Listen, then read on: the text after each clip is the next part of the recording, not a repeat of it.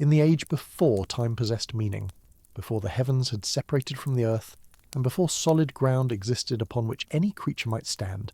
the universe consisted of nothing more than a formless chaos resembling an egg filled with murky substance that drifted without purpose through an infinite void. The Japanese creation narrative, preserved in texts compiled during the 8th century of the Common Era, but drawing upon oral traditions stretching back into prehistoric antiquity, describes this primordial state as a condition in which lighter particles had not yet risen to form the sky, and heavier elements had not yet descended to create the earth below. Within this cosmic egg of undifferentiated matter, movement eventually began as lighter vapours rose while denser substances fell, initiating the first separation that would ultimately produce the universe as human beings would come to understand it. The clear, bright essence that ascended became Takamagahara, the high plane of heaven where the gods would establish their dwelling place, while the heavier turbid matter that settled beneath formed the beginnings of what would eventually become the terrestrial realm, though at this stage no solid islands yet existed,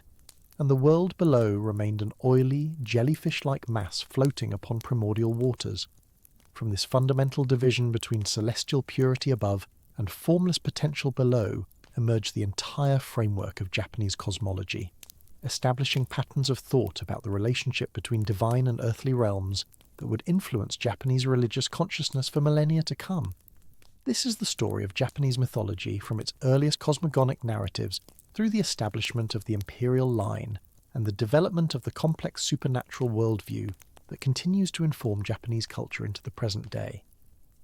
The journey begins with the spontaneous generation of the first divine beings in the newly formed heavens, proceeds through the dramatic creation of the Japanese islands by the primal couple Izanagi and Izanami, encompasses the celestial court of Amaterasu, the sun goddess, and the turbulent adventures of her brother Susanoo, the storm god, explores the descent of heavenly beings to establish divine rule over the terrestrial realm, and culminates in the formation of the mythology's enduring legacy through the development of Shinto religious practice and the integration of indigenous beliefs with imported Buddhist and Chinese cosmological concepts. Across thousands of years of oral transmission, literary compilation, artistic interpretation, and ritual practice, Japanese mythology has provided frameworks for understanding the natural world, models for social organization, explanations for the sacred status of the imperial institution, and templates for comprehending the countless supernatural beings believed to inhabit every aspect of the Japanese landscape, from mountain peaks to ocean depths, from ancient forests to the thresholds of human dwellings. The earliest textual sources for Japanese mythology are the Kojiki and the Nihon Shoki, both compiled during the early 8th century under the patronage of the imperial court during a period when the Japanese state was actively consolidating political power and seeking to establish ideological foundations for imperial authority. The Kojiki, completed in 712 CE, represents the oldest surviving chronicle of Japanese history and mythology, organized as a continuous narrative tracing events from the creation of the universe through the reign of Empress Suiko in the early 7th century. The Nihon Shoki, completed in 720 CE and sometimes called the Nihongi, presents similar material but with a more formal historiographical approach that includes multiple variant versions of many myths, reflecting the compiler's awareness that different regional traditions preserved different accounts of the same divine events. Both texts were compiled under the direction of scholars working at the imperial court during a period of intensive borrowing from Chinese civilization, including the adoption of Chinese writing systems, administrative structures, and historiographical conventions, creating a situation in which ancient Japanese oral traditions were recorded using literary techniques and cosmological frameworks imported from the Asian mainland. The relationship between indigenous Japanese beliefs and continental influences in these texts remains a subject of scholarly debate, though the fundamental narrative structures of Japanese creation mythology show sufficient distinctiveness from Chinese models to suggest genuine preservation of traditions that developed independently within the Japanese archipelago prior to the intensive Sinification of the 7th and 8th centuries. The divine beings who emerged in the high plane of heaven following the initial separation of cosmos from chaos were not born from parents, but rather came into existence spontaneously, manifesting as the universe itself achieves sufficient organization to support divine consciousness. The Kojiki describes the first three deities as Ame no Minakanushi, the master of the august center of heaven, followed by Takami Musubi and Kami Musubi, two generative deities whose names incorporate the crucial concept of Musubi, a term signifying creative power, vital force, and the mysterious capacity to bring new things into existence. These three primordial deities, sometimes called the three creating deities or the three gods of creation, established their existence at the very centre of the newly formed celestial realm and then immediately concealed themselves from view, playing no further direct role in the mythological narratives yet remaining foundational presences whose initial creative acts made all subsequent generation possible. The significance of these first deities lies not in their mythological adventures, of which there are none, but rather in their establishment of the principle that divine beings could emerge spontaneously from the organised cosmos itself, setting precedent for the succession of additional deities who would appear in the generations that followed. Following the three creating deities, additional divine beings emerged in pairs over the course of what the myths describe as successive generations, though the process remained one of spontaneous manifestation rather than biological reproduction. The Kojiki enumerates 7 generations of divine beings appearing in the heavenly realm, beginning with 2 deities who manifested individually, and then continuing with 5 pairs of male and female deities, whose coupled emergence anticipated the eventual establishment of procreative generation as the primary means of divine multiplication. These paired deities of the heavenly generations possessed names, indicating their association with various aspects of the gradually differentiating cosmos, including deities associated with standing and settling, with germ and growth, with vastness and completeness, and finally with the male and female principles that would characterize the primal couple whose direct creative acts would produce the physical world.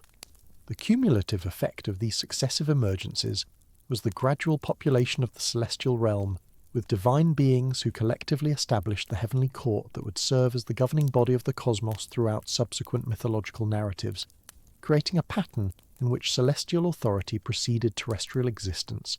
and in which the gods of heaven possessed inherent seniority over all beings who would later come to inhabit the earthly realm below. The final pair to emerge from these generations of heavenly deities were Izanagi and Izanami, whose names can be translated as the male who invites and the female who invites, or alternatively as he who invites and she who invites, establishing their fundamental identity as complementary principles whose union would prove generatively productive in ways that previous divine pairings had not been. Unlike the earlier celestial deities who remained primarily conceptual presences associated with abstract cosmic principles, Izanagi and Izanami would become active protagonists whose choices, actions, errors and sufferings would drive the mythological narrative forward, and whose personal relationship would establish templates for understanding the dynamics between male and female, life and death, purity and pollution that would remain central to Japanese religious thought throughout subsequent centuries. The emergence of Izanagi and Izanami marked the transition from cosmogonic abstraction to mythological narrative proper,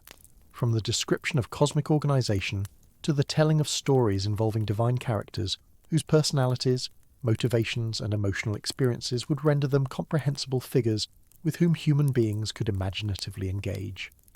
The celestial deities, having observed the formless condition of the realm below the heavens where oily waters drifted without solid ground or stable form, charged Izanagi and Izanami with the task of consolidating and completing the creation of the terrestrial world.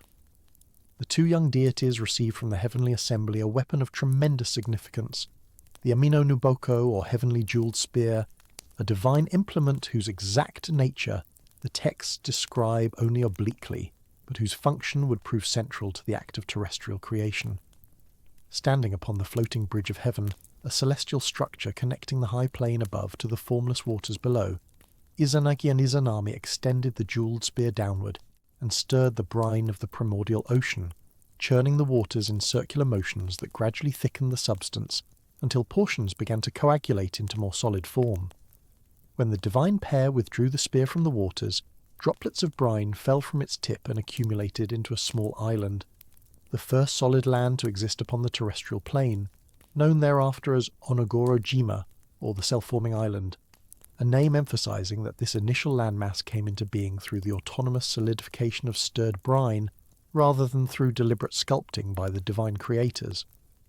The significance of this creation method extends beyond mere narrative detail to establish fundamental principles about the nature of the Japanese islands and their relationship to divine activity.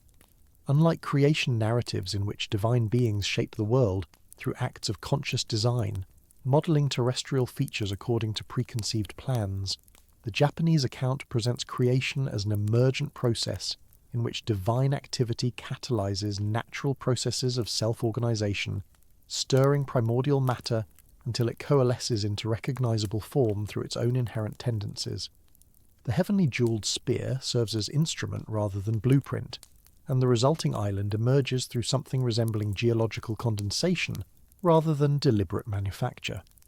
This pattern of divine catalysis followed by natural emergence would characterize subsequent phases of Japanese creation mythology and would establish conceptual frameworks that later interpreters would connect to Shinto understandings of kami as forces operating through rather than upon natural processes, present within phenomena rather than manipulating them from external positions of creative authority. Upon descending to Onogoro-jima, the self-forming island that now provided solid ground amid the surrounding waters,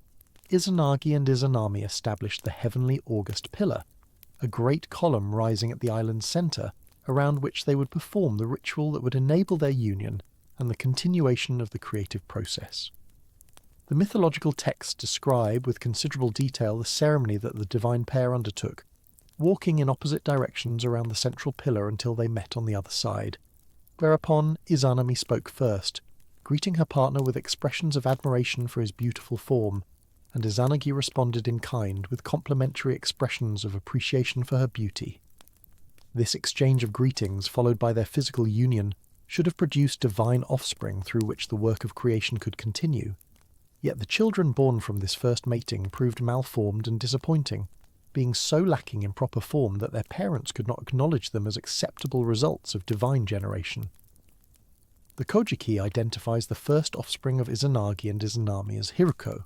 the leech child, a being so formless and boneless that it could not stand upright or develop into a proper deity, despite having emerged from the union of two fully formed divine parents.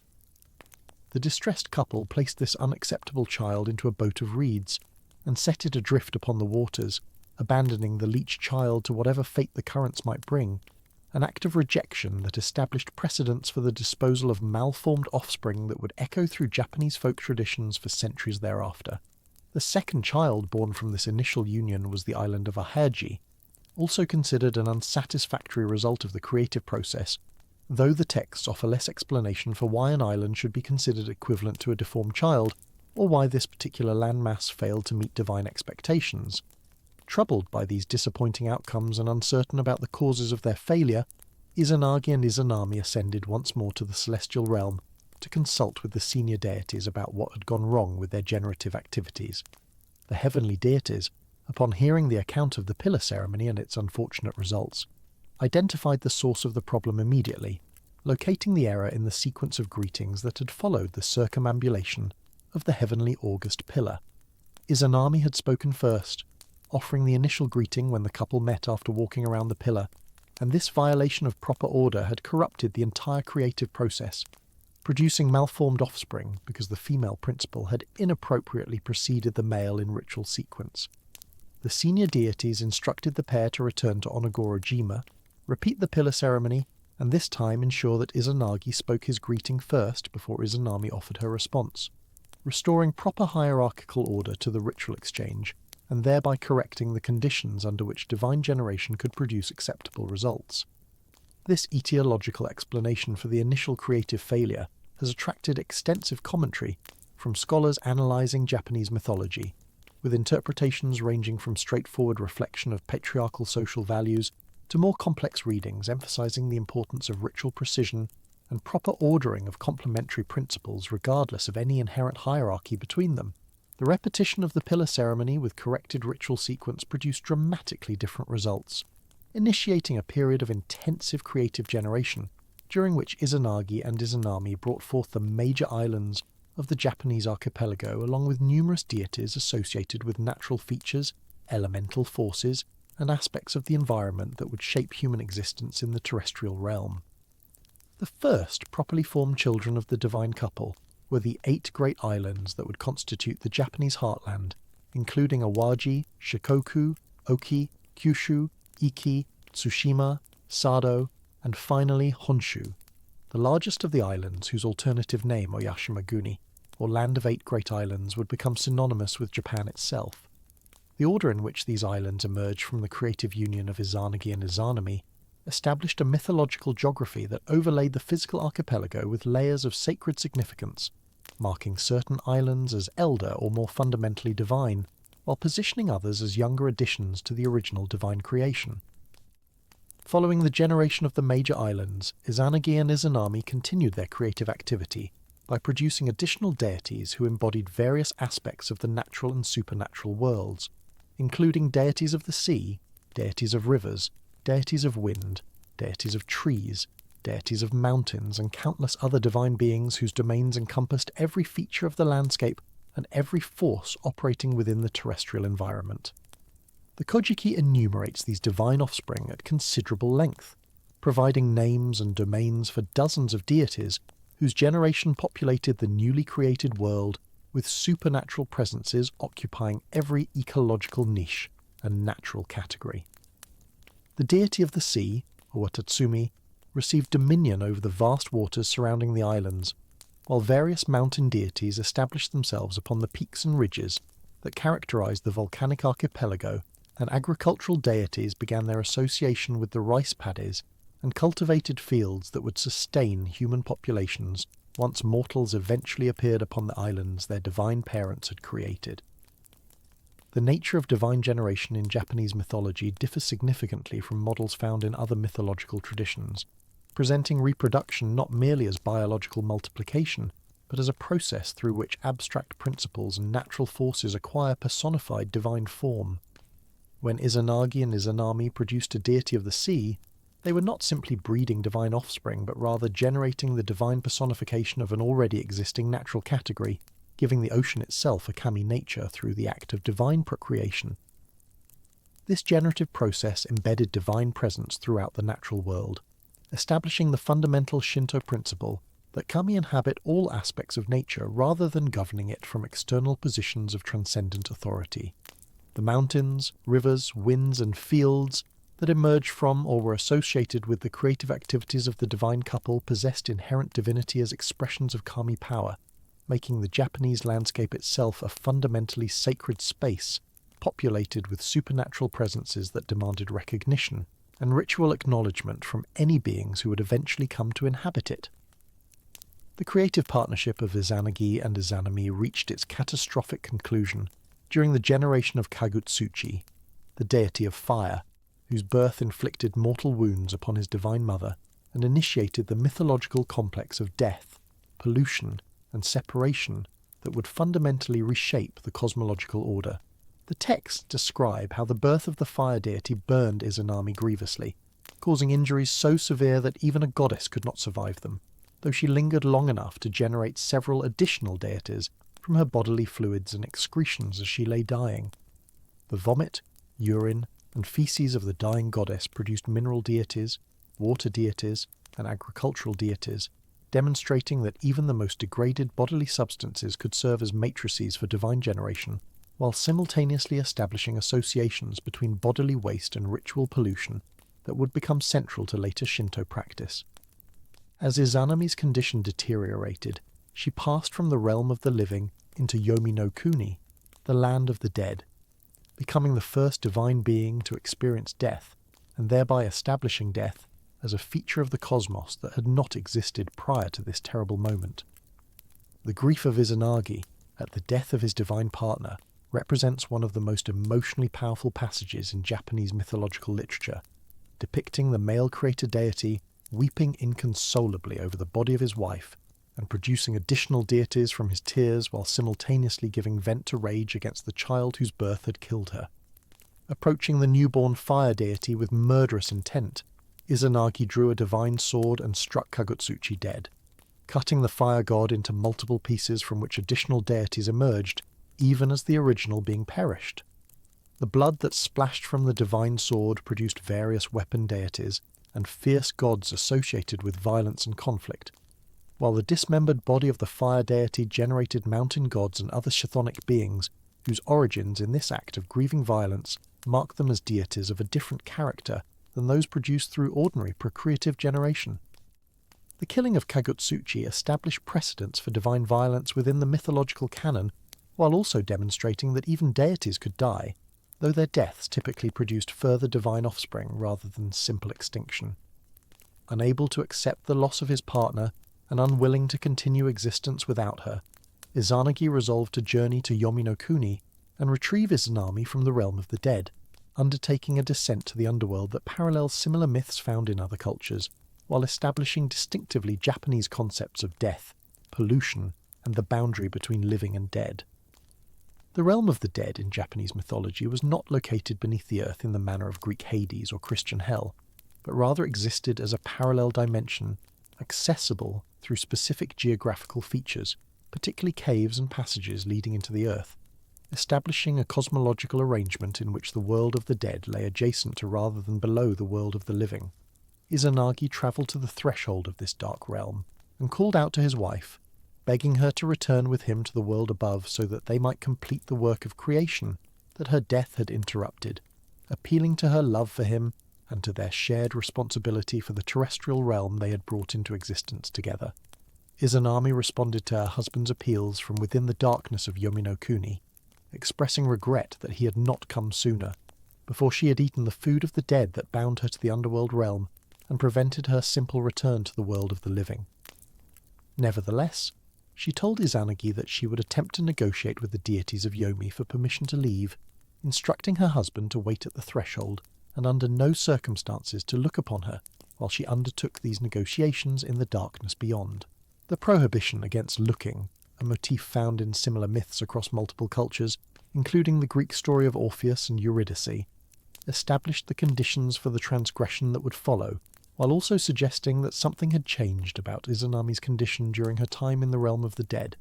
something that would be revealed to terrible effect if her husband failed to honour her request for visual privacy. Izanagi waited at the threshold of Yomi no Kuni as his wife had requested, but as time passed and Izanami did not return, his patience failed and his anxiety about her fate overcame his willingness to honour her prohibition. Breaking a tooth from the comb that he wore in his hair, Izanagi lit this improvised torch and entered the darkness of the underworld to search for his wife, bringing light into a realm of perpetual darkness, and thereby enabling himself to see what the dead had become since passing from the world above. What Izanagi discovered when his torch illuminated the form of his wife represented one of the most horrifying revelations in Japanese mythological narrative, showing him that death had transformed the beautiful goddess who had been his creative partner into something utterly monstrous and alien, a maggot-infested corpse in advanced stages of decay whose rotting flesh crawled with the creatures that devour the dead. The description of Izanami's transformed condition in the Kojiki achieves considerable power through its direct confrontation with physical dissolution, presenting decomposition not as metaphor but as literal divine reality, establishing associations between death and pollution that would become fundamental to Shinto concepts of kegare or ritual impurity. The goddess who had participated in creating the beautiful islands of Japan and populating them with benevolent deities now appeared as a putrefying corpse, attended by 8 thunder deities, who had established themselves upon different portions of her decaying body, transforming her into a throne or breeding ground for chthonic powers associated with the violent forces of the underworld. Izanami's rage at her husband's violation of her prohibition and his witness of her transformation exploded in violent pursuit as Izanagi fled from Yomi no Kuni in terror, running back toward the world of light while his undead wife and her underworld attendants chased him through the passages, connecting the realm of the dead to the realm of the living. The flight from Yomi no Kuni represents one of the most dramatic action sequences in Japanese mythology, depicting Izanagi's desperate escape from the underworld while throwing various objects behind him to delay his pursuers, each discarded item transforming into obstacles or distractions that bought the fleeing god precious moments in his race toward the entrance to the world above. First, Izanagi threw his headdress, which transformed into wild grapes that the pursuing hags of Yomi stopped to devour, and when they resumed their chase he threw his comb, which transformed into bamboo shoots that again distracted his pursuers with their delicious taste. The thunder deities and the hags of Yomi continued their pursuit despite these delays, and Izanami herself joined the chase,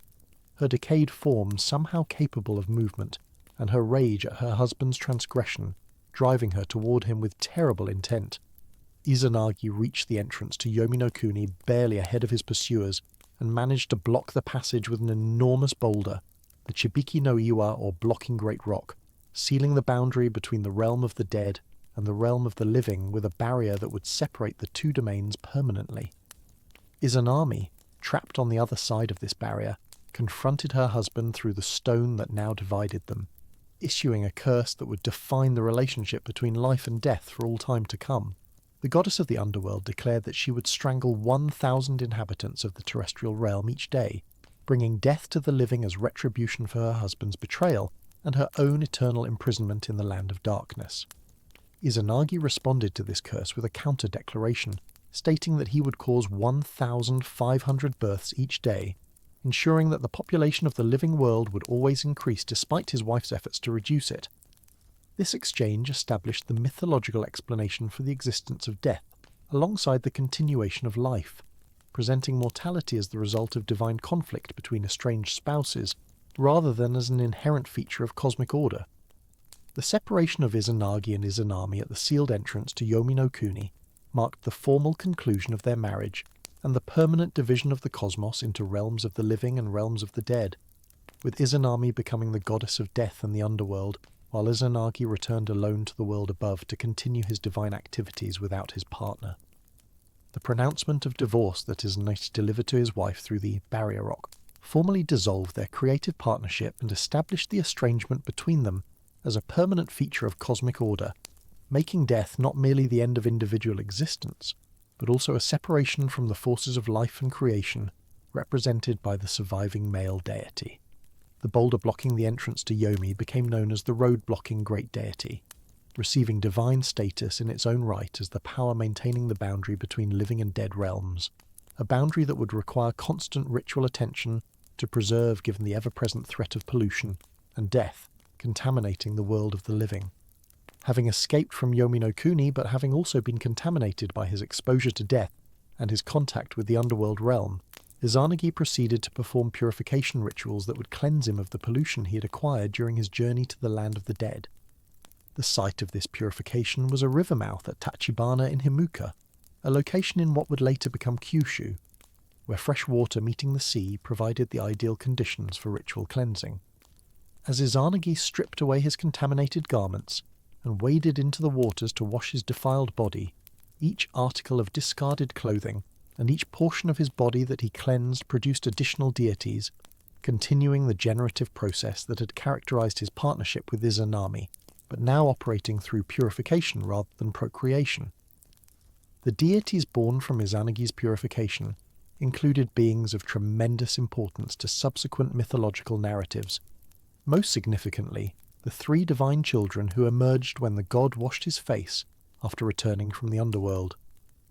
When Izanagi washed his left eye, there emerged Amaterasu Omikami, the great august deity who shines in heaven, the sun goddess who would become the supreme deity of the Shinto pantheon and the divine ancestress of the Japanese imperial line. When Izanagi washed his right eye, there emerged Tsukuyomi no Mikoto, the deity of the moon whose silver light would illuminate the nighttime world. When Izanagi washed his nose, there emerged Susanoo no Mikoto, the deity of storms and seas whose turbulent nature would generate some of the most dramatic episodes in Japanese mythological narrative. The birth of these three august deities from Izanagi's purification rituals represented the culmination of the primordial creative period and the establishment of the divine hierarchy that would govern both the celestial and terrestrial realms for all subsequent ages. Izanagi, recognizing the extraordinary nature of these three children born from the cleansing of his face, rejoiced at their emergence and immediately determined that they would receive dominion over the most significant portions of the cosmos. The father god removed the jeweled necklace that adorned his neck, the magnificent string of Magatama beads that served as both ornament and symbol of divine authority, and presented this treasure to Amaterasu while investing her with sovereignty over Takamagahara, the high plane of heaven where the celestial deities resided. This investiture established Amaterasu not merely as the goddess of the sun, but as the supreme ruler of the heavenly realm, the goddess whose authority exceeded that of all other deities, and whose radiance would illuminate both the divine and mortal worlds. To Tsukuyomi, Izanagi assigned dominion over the realm of night, establishing the moon deity as sovereign over the hours of darkness when the sun goddess withdrew her light from the world.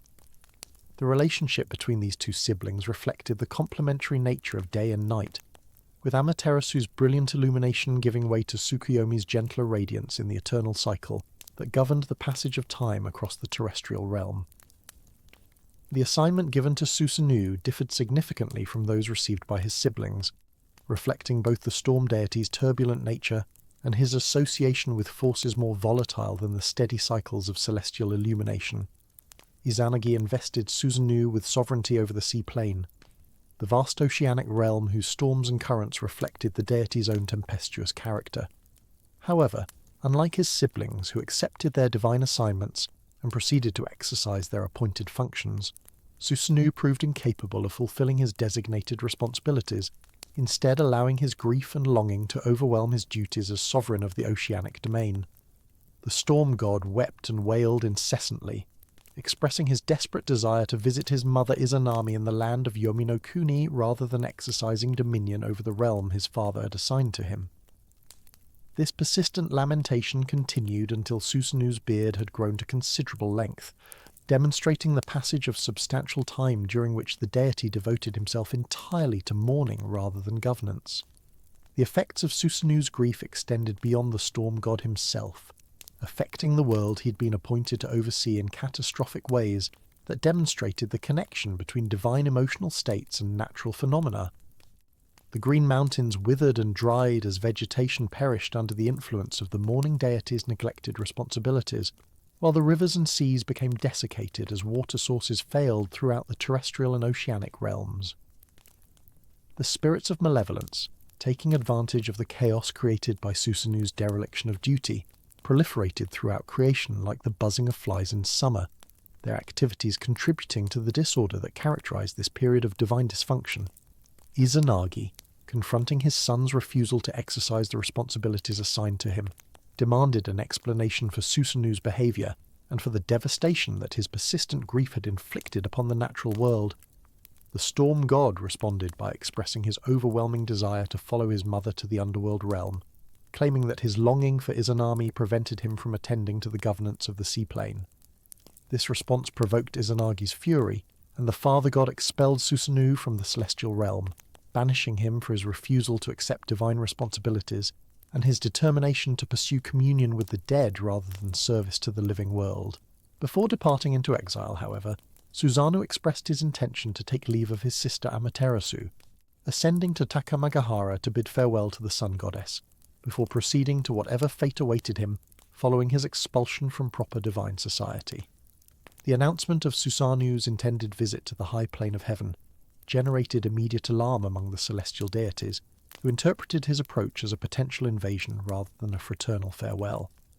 The storm god's ascent toward Takamagahara was accompanied by tremendous upheavals in the natural world, with mountains trembling and the earth shaking under the force of his movement,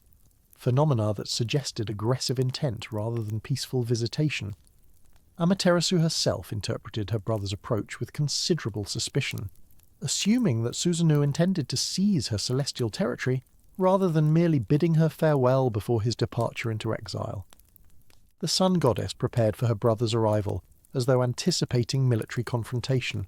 binding up her hair in masculine fashion, adorning herself with strings of Magatama beads, and equipping herself with a quiver holding 1,000 arrows and another holding 500 arrows, while grasping a bow of formidable size. Thus armed and prepared for battle, Amaterasu descended to meet her approaching brother, stamping her legs into the earth up to her thighs, and scattering the ground about her as though it were light snow, displaying a fierce and masculine posture that announced her readiness to defend her domain against any incursion. When Susanoo arrived and encountered his sister in this martial stance, he protested that his intentions were entirely peaceful, that he harboured no designs upon her territory, and that he sought only to take proper leave of her before departing the celestial realm as their father had commanded. The storm god explained that Izanagi had expelled him from heaven because of his persistent weeping for their mother, and that he wished merely to gaze upon his sister before proceeding to whatever destination awaited him following his banishment. Amaterasu, unconvinced by these protestations of innocent intent, demanded proof of her brother's sincerity, questioning how she could verify that his heart was indeed bright and pure rather than concealing aggressive designs beneath claims of fraternal affection. Susanoo proposed that the two siblings produce children together as a test of his truthfulness, reasoning that the nature of the offspring generated through their divine interaction would reveal the true character of his intentions. The sun goddess accepted this proposal, and the two deities proceeded to engage in a ceremonial exchange that would produce divine children whose nature would serve as evidence regarding Susanoo's honesty. Amaterasu requested her brother's sword, the great blade that served as his primary divine implement, and breaking it into 3 pieces, she rinsed the fragments in the heavenly well before crunching them between her teeth and spitting forth the resulting substance. From this mastication and expectoration emerged 3 female deities, goddesses born from the transformation of Susanoo's sword through the sun goddess's divine processes.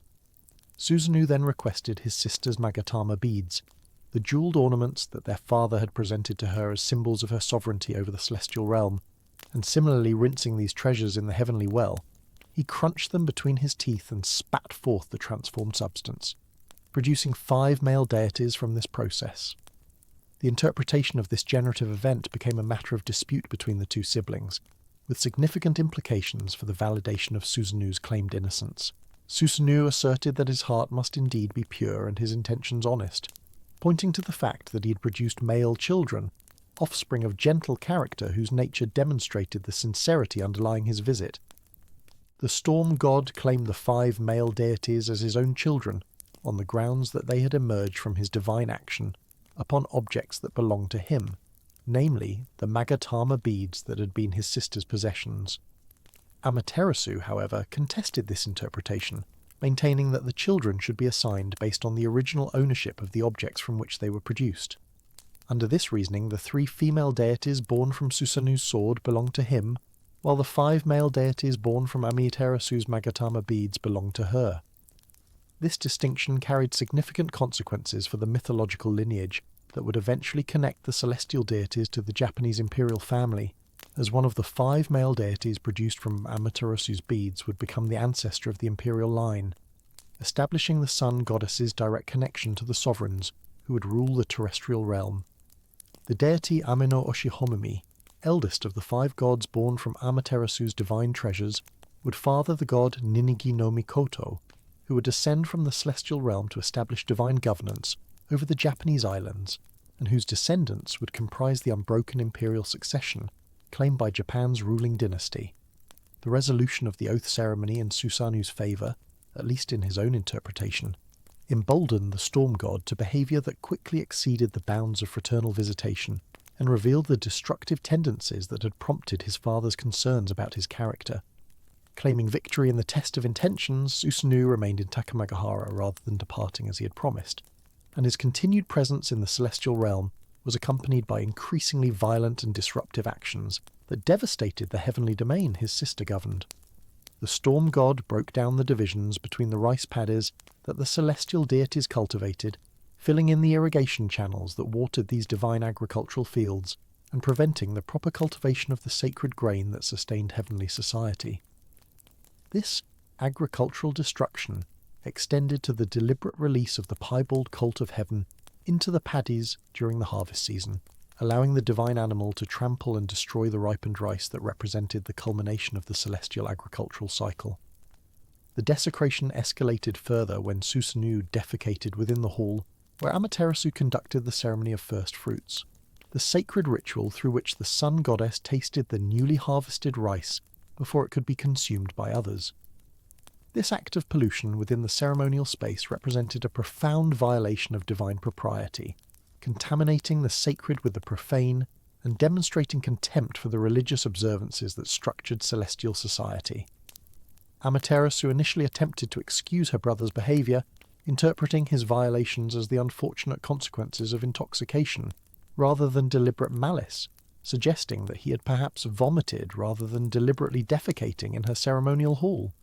This charitable interpretation reflected the sun goddess's reluctance to acknowledge the full extent of her brother's hostility, and her hope that reconciliation might still be possible, despite his increasingly outrageous conduct. However, Susanu's final act of destruction eliminated any possibility of continued tolerance and precipitated the most severe crisis in the mythological history of the cosmos. The sun goddess had withdrawn to her weaving hall, the sacred space where the celestial maidens produced divine garments for the deities of Takamagahara, when Susanu committed his most shocking violation. The storm god broke a hole through the roof of the weaving hall and dropped through this opening the body of a piebald horse that he had flayed backwards, its skin removed in the reverse direction from normal practice. This horrific intrusion startled one of the celestial weaving maidens so severely that she struck her genitals against her shuttle and died from the injury, while the commotion and pollution caused by this violent act within her sacred space finally exhausted Amaterasu's patience with her brother's behaviour. The sun goddess, overcome by fury and distress at the cumulative weight of Susanu's violations, withdrew from the celestial realm entirely, retreating into the cave known as Amano Iwato, the Heavenly Rock Cave, and sealing herself within this refuge by closing the entrance with a massive boulder. With Amaterasu's withdrawal from the world, the sun's light disappeared completely, plunging both the high plane of heaven and the central land of reed plains into perpetual darkness. The consequences of this divine withdrawal extended throughout all realms of existence, as the illumination that sustained life and ordered the cycles of nature vanished along with the goddess who embodied it.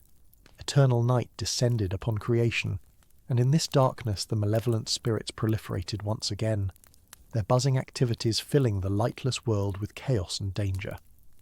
The 800 myriad deities of Takamagahara gathered in the dry bed of the heavenly river to deliberate upon this crisis, recognizing that the continuation of existence itself depended upon persuading the sun goddess to emerge from her self-imposed seclusion and restore her light to the cosmos.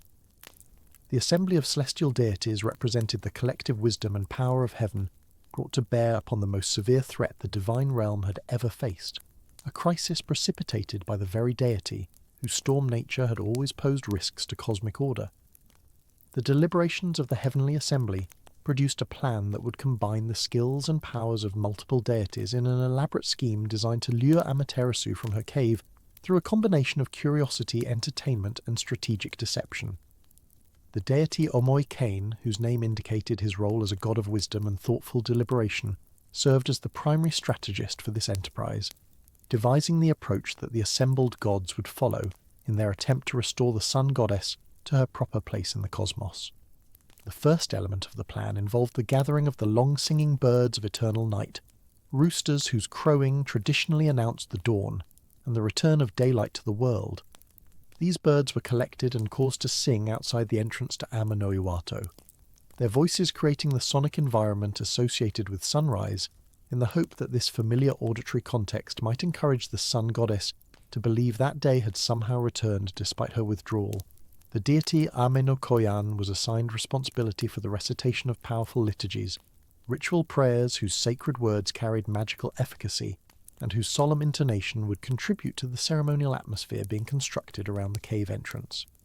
Meanwhile, the deity Futodama supervised the preparation of the sacred objects that would feature in the ritual performance,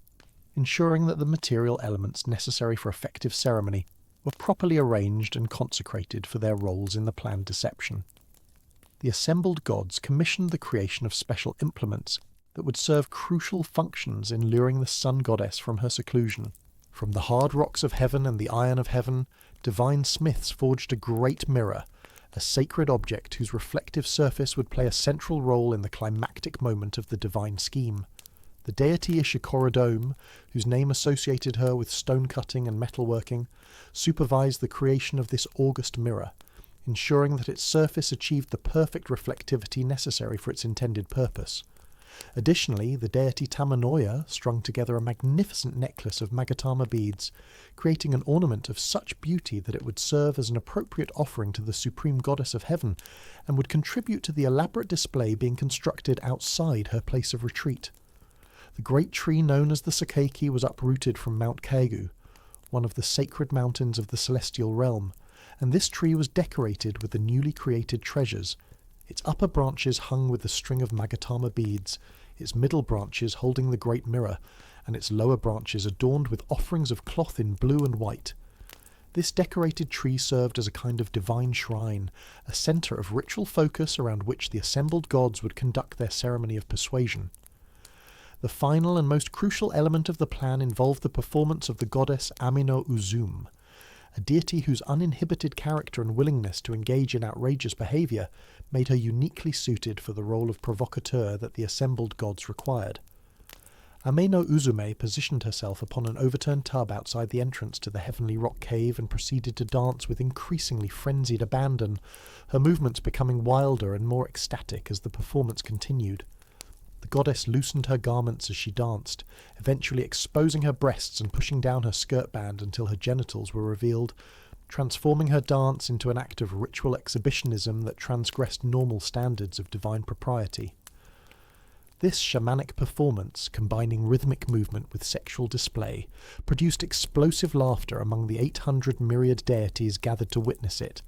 their collective amusement creating a tremendous sound that echoed through the high plane of heaven and reached even into the sealed interior of Amaterasu's cave refuge. The sun goddess, hearing this extraordinary commotion from within her place of seclusion, found herself confused by the apparent merriment taking place outside while she had withdrawn her light from existence.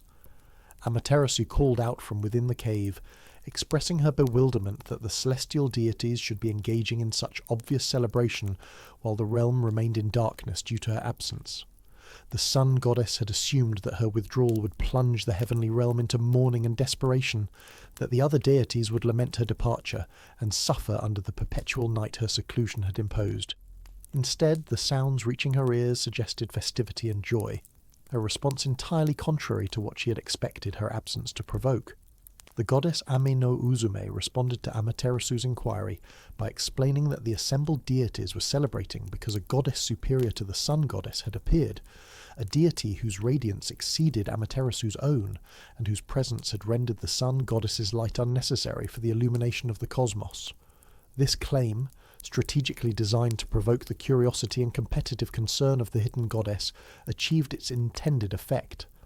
Amaterasu, unwilling to accept that any deity could surpass her in brilliance and importance, pushed aside the boulder sealing the cave entrance just enough to peer out at this alleged rival, whose advent had occasioned such celebration among the heavenly host. As the sun goddess looked out from the slightly opened entrance to her cave, the assembled deities executed the final stage of their carefully constructed plan. The great mirror that had been forged from the hard rocks and iron of heaven was positioned directly in Amaterasu's line of sight, and as the goddess peered out from her refuge, she beheld in the mirror's surface her own reflection, the radiant image of the most brilliant deity in all of creation. The sun goddess, never having seen her own face before, believed she was gazing upon the superior goddess, whose arrival Ame no Uzume had announced, and her curiosity drew her further from the cave to examine this magnificent being more closely. As Amaterasu emerged further to see the apparent rival deity, the god Amino Tajikarao, a deity of tremendous physical strength whose name indicated his association with powerful arms and hands, grasped the sun goddess by her arm and pulled her completely from the cave before she could withdraw again into seclusion. Immediately, the deity Futodama stretched a sacred rope called Shimenawa across the entrance to the cave, a ritual boundary marker that would prevent the sun goddess from retreating back into her refuge. The restoration of Amaterasu to her proper place outside the cave simultaneously restored light to the cosmos, as the sun goddess's radiance once again illuminated both the high plane of heaven and the central land of reed plains. The darkness that had threatened the continuation of existence lifted with the goddess's emergence, and the natural order that her light sustained resumed its proper functioning.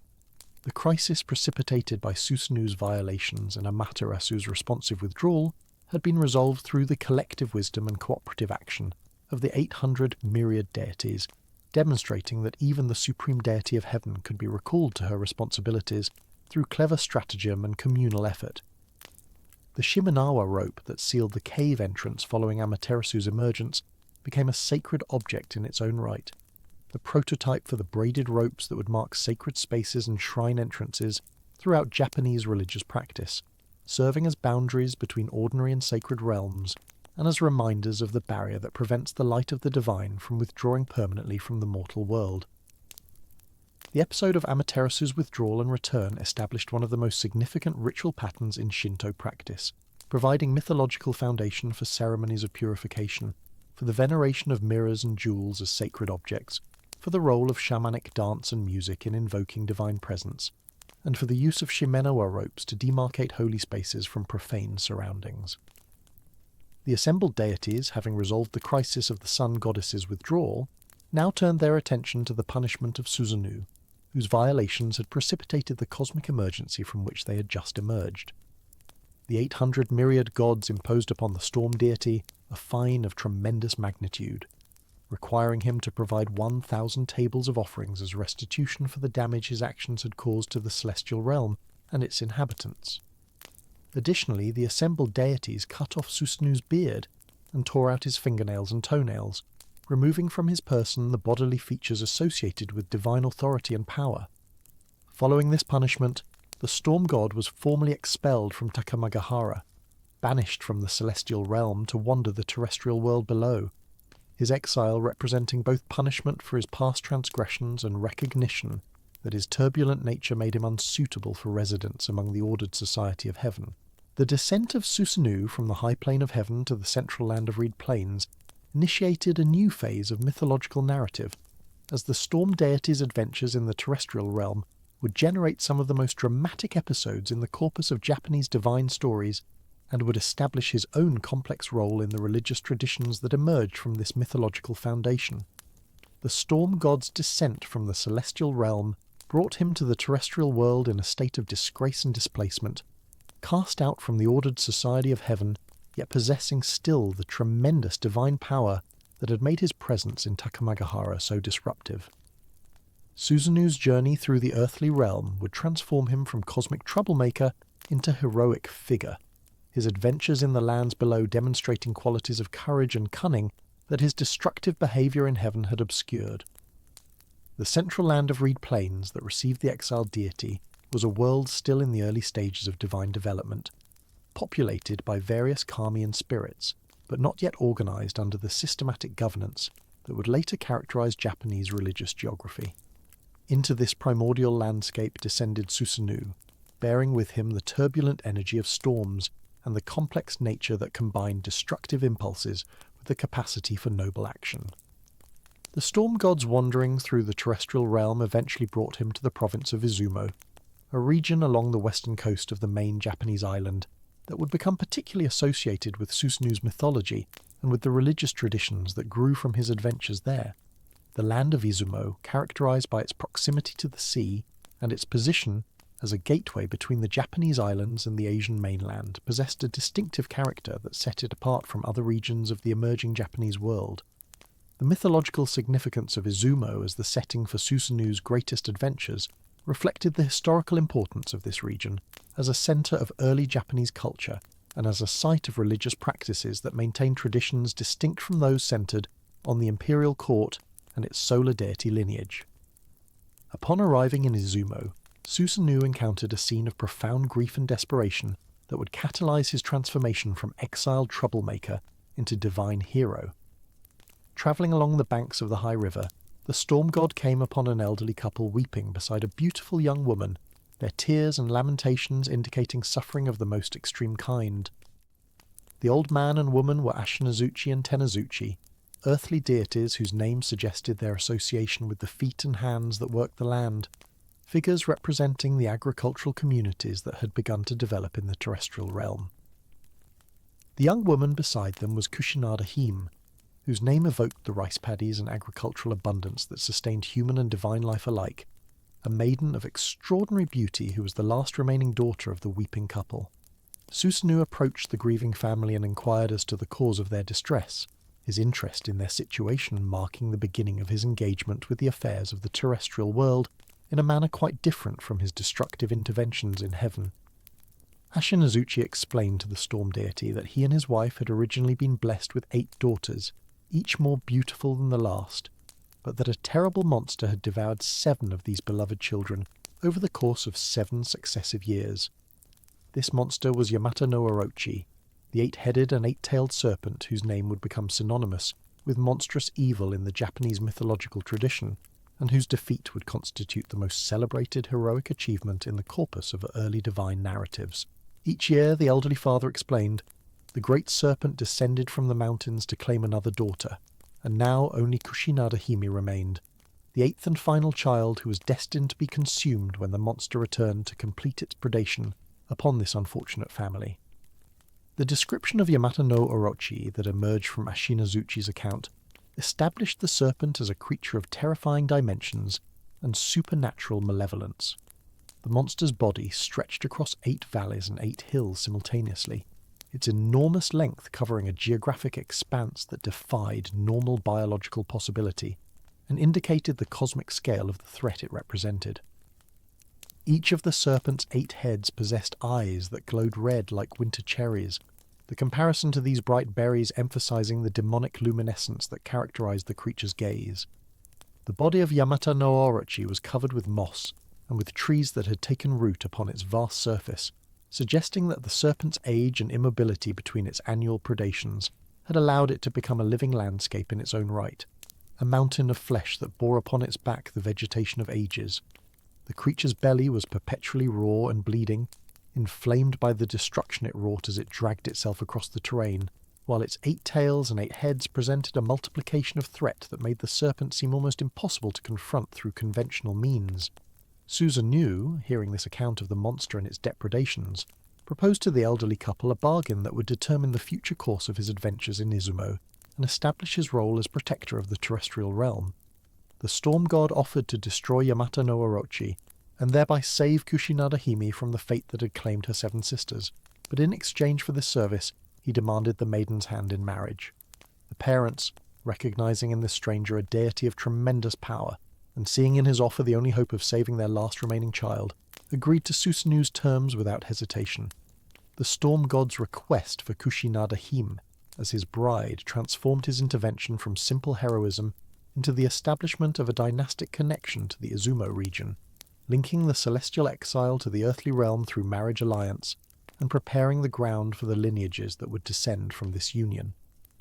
Before confronting the serpent directly, Susanoo employed the clever stratagem that would become the defining element of his victory over Yamata no Orochi, demonstrating that his triumph would result from cunning as much as from divine power. The storm god instructed Ashinazuchi and Tenazuchi to brew an enormous quantity of sake, the fermented rice wine that would later become central to Japanese ritual practice and social customs. This sake was to be refined 8 times over, a process of repeated distillation that would produce a beverage of extraordinary potency, far stronger than ordinary rice wine, and capable of affecting even a creature of Yamata no Orochi's supernatural constitution. Additionally, Susanoo commanded the elderly couple to construct a fence with 8 gates, each gate opening onto a platform upon which a large vat would be placed to hold a portion of the powerfully refined sake. The transformation of Kushinada Hime during these preparations demonstrated Susanoo's possession of divine powers that extended beyond mere physical strength or the command of storms. The storm god transformed the beautiful maiden into a comb, placing her within his hair for safekeeping until the confrontation with the serpent had been resolved. This transformation, accomplished through the exercise of divine authority over physical form, protected Kushinada Hime from any danger, while simultaneously keeping her close to the deity who had claimed her as his bride, the intimate placement of the comb-transformed maiden in Susanoo's hair, suggesting the personal nature of his commitment to her protection. When all preparations had been completed, and the 8 vats of potent sake stood waiting behind their respective gates, Susanoo waited for the arrival of Yamata no Orochi at the appointed time of the serpent's annual predation. The monster descended from the mountains as it had done in previous years, expecting to claim the final daughter of the unfortunate family, but instead encountered the elaborate trap that the storm god had devised. The 8-headed serpent, discovering the vats of sake, thrust each of its 8 heads through one of the 8 gates to drink from the refined rice wine, the creature's multiple heads allowing it to consume all 8 portions simultaneously. The supernatural potency of the 8 times refined sake overwhelmed even the great serpent's constitution, and as Yamata no Orochi drank deeply from each vat, the creature became increasingly intoxicated, until it collapsed into a drunken stupor, its 8 heads rendered insensible, and its vast body lying helpless across the valleys and hills it had previously dominated. Susanu's attack upon the incapacitated serpent demonstrated the combination of divine power and practical strategy that characterized his greatest triumph. Drawing his sword, the storm god approached the helpless monster and began the work of dismemberment, cutting through the enormous body section by section, head by head, tail by tail. The blood that flowed from the serpent's wounds was so copious that it turned the high river red, the waterway acquiring from this mythological event an association with the divine violence that had liberated the Izuma region from the terror of Yamata no Orochi. As Susanoo worked his way through the serpent's vast form, his blade struck something within the middle tail that resisted the cutting edge, a hardness within the monster's flesh that indicated the presence of something other than blood and bone. Investigating this obstruction, the storm god discovered embedded within the serpent's tail a sword of extraordinary quality and evident supernatural origin. This blade, which would come to be known as Kusanagi no Tsurugi, or the grass-cutting sword, was a divine artifact of the highest significance, its presence within Yamata no Orochi suggesting that the serpent had at some point consumed a deity or hero who had borne this weapon. The discovery of Kusanagi marked a pivotal moment in the mythological narrative, for this sword would become one of the 3 imperial regalia of Japan, joining the mirror that had drawn Amaterasu from her cave and the jewels that had decorated the Sakaki tree to form the sacred objects that legitimized imperial authority. Susanoo's recognition of the sword's exceptional nature led him to present it to his sister Amaterasu as a reconciliation gift, the offering of this powerful artifact representing an acknowledgement of his past transgressions and an attempt to restore proper relations with the sun goddess and the celestial realm from which he had been expelled. The slaying of Yamata no Orochi established Susanoo as a heroic figure whose role in Japanese mythology extended far beyond his earlier characterization as troublemaker and violator of celestial order. The storm god's courage in confronting the monster, his cleverness in devising the sake strategy, and his generosity in offering the discovered sword to his sister, collectively created a more complex portrait of this deity than his heavenly transgressions alone would have suggested. The people of Izumo, liberated from the annual terror of the serpent's predations, would venerate Susanoo as their protector and benefactor, establishing shrines and traditions that honoured the exiled god's service to the terrestrial realm. Following his victory over Yamata no Orochi, Susanoo restored Kushinada Hime to her human form and claimed her as his bride according to the agreement he had made with her parents. The storm god established his residence in the Izumo region, building a palace at a place called Suga, where he composed what the mythological tradition regards as the first waka poem in Japanese history. Looking upon the rising clouds that gathered around his new home, Susanoo spoke words that celebrated the multiple layers of cloud formations creating a fence around his palace, the verse expressing both aesthetic appreciation for the natural beauty of his terrestrial residence and satisfaction at having established a proper home with his new wife. The attribution of the first Japanese poem to Susanoo connected the storm god to the literary traditions that would become central to Japanese culture, positioning the exiled deity as a civilizing force whose contributions to the terrestrial realm extended beyond mere monster slaying to include the origins of artistic expression itself. The marriage of Susanoo and Kushinada Hime produced offspring who would populate the divine genealogies of Izumo and establish the lineages that would govern this region and its religious traditions. Among the most significant of these descendants was Okuninushi, the great lord of the land, whose own mythology would constitute a substantial narrative cycle within the larger corpus of Japanese divine stories. The genealogical relationship between Okuninushi and Susanoo varied across different textual sources, with some traditions identifying the great lord as a direct son of the storm god, and others placing him several generations removed in the line of descent, but all versions acknowledged the connection between Izumo's governing deity and the heroic figure who had liberated the region from Yamata no Orochi's terror. The mythology of Okuninushi represented a distinct narrative tradition that, while connected to the stories of Amaterasu and her siblings, maintained its own thematic concerns and its own understanding of divine governance over the terrestrial realm. The great lord of the land was associated with the development and civilization of the Japanese islands, his role encompassing the nurturing of agricultural prosperity,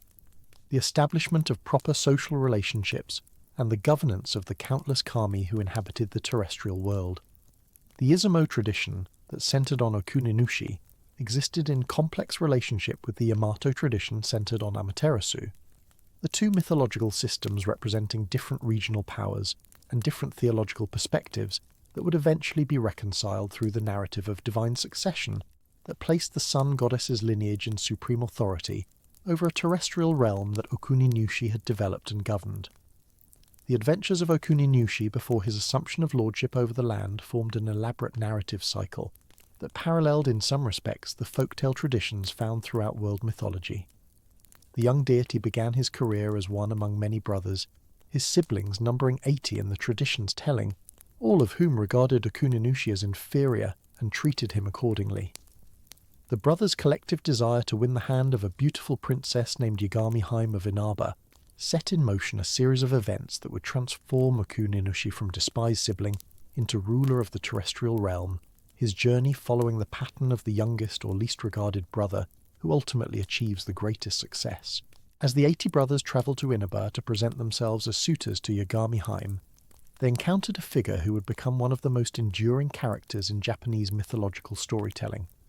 Upon the beach, the brothers discovered a white hare whose fur had been entirely stripped away, leaving the creature in a state of raw, agonized nakedness. This creature, known as the Hare of Inaba, had attempted to cross the sea from a distant island to the mainland by tricking a family of crocodiles or sharks into forming a living bridge across the water.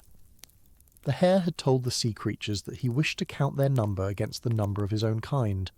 persuading them to line up in a row from the island to the shore so that he might walk across their backs while tallying their population. When the hare reached the final creature in the line and his deception was about to be complete, he foolishly revealed his trick, boasting that he had used the crocodiles merely as a bridge. The last crocodile, enraged at being deceived, seized the hare and tore away its fur as punishment for the animal's trickery. The 80 brothers, encountering this suffering creature on the beach, advised the hare to bathe in the salt water of the sea and to dry itself in the wind upon the mountain top, cruel counsel that they knew would exacerbate rather than relieve the animal's agony. The hare followed this malicious advice and found that the salt and wind intensified its suffering beyond measure, the fur-stripped creature's pain becoming unbearable as it lay upon the mountain in helpless misery. When Okuninushi, travelling behind his brothers as their baggage carrier, encountered the suffering hare, he offered counsel of a different nature entirely. The young deity instructed the hare to wash in fresh water and then to roll in the pollen of cattail plants, a remedy that would soothe the creature's raw skin and allow its fur to regenerate. The hare followed Okuninushi's compassionate advice and found that its suffering was relieved, its fur gradually returning as the cattail pollen worked its healing effect.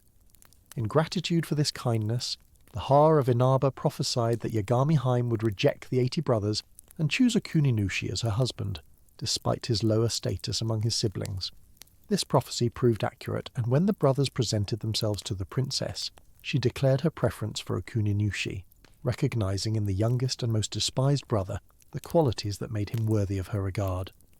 The success of Okuninushi's suit and the rejection of the 80 brothers established the pattern of divine favoritism toward the compassionate and clever individual over the cruel and numerous majority, a theme that would resonate throughout Japanese narrative traditions and would inform the moral frameworks that these stories transmitted to successive generations. The jealousy of the 80 brothers following Yagami Haim's rejection led them to devise multiple schemes to murder Okuninushi, their hatred for their successful sibling driving them to acts of treachery that would test the young deity's resilience and resourcefulness. The brothers' first murder attempt involved the deception of Okuninushi through the pretense of a wild boar hunt, convincing their sibling to wait at the bottom of a mountain to catch a red boar that they would drive down toward him. Instead of a boar, however, the brothers heated a large stone until it glowed with fire and rolled this burning object down the mountainside toward the waiting Okuninushi. The young deity, attempting to catch what he believed was the promised boar, was struck by the fiery stone and killed, his body burned by the heat of the rolling rock that his brothers had employed as their instrument of murder. The death of Okuninushi was not permitted to be permanent, for his mother intervened to secure his resurrection through appeal to the celestial realm. The grieving mother deity petitioned the heavenly powers, and in response 2 goddesses were sent to restore Okuninushi to life. Through their divine ministrations, the young god was revived from death, his burned body reconstituted, and his life force renewed so that he might continue his journey toward the lordship that fate had determined for him. The resurrection of Okuninushi from his brother's first murder attempt established a pattern that would repeat, the young deity's death and revival occurring multiple times as his siblings devised successive schemes to eliminate him permanently. The brothers, discovering that Okuninushi had survived their first attempt, devised a second method of murder, involving the deception of their sibling into a vulnerable position. Cutting down a great tree and splitting its trunk, the brothers wedged open the gap in the wood and called to Okuninushi to reach into the crevice to retrieve something hidden within.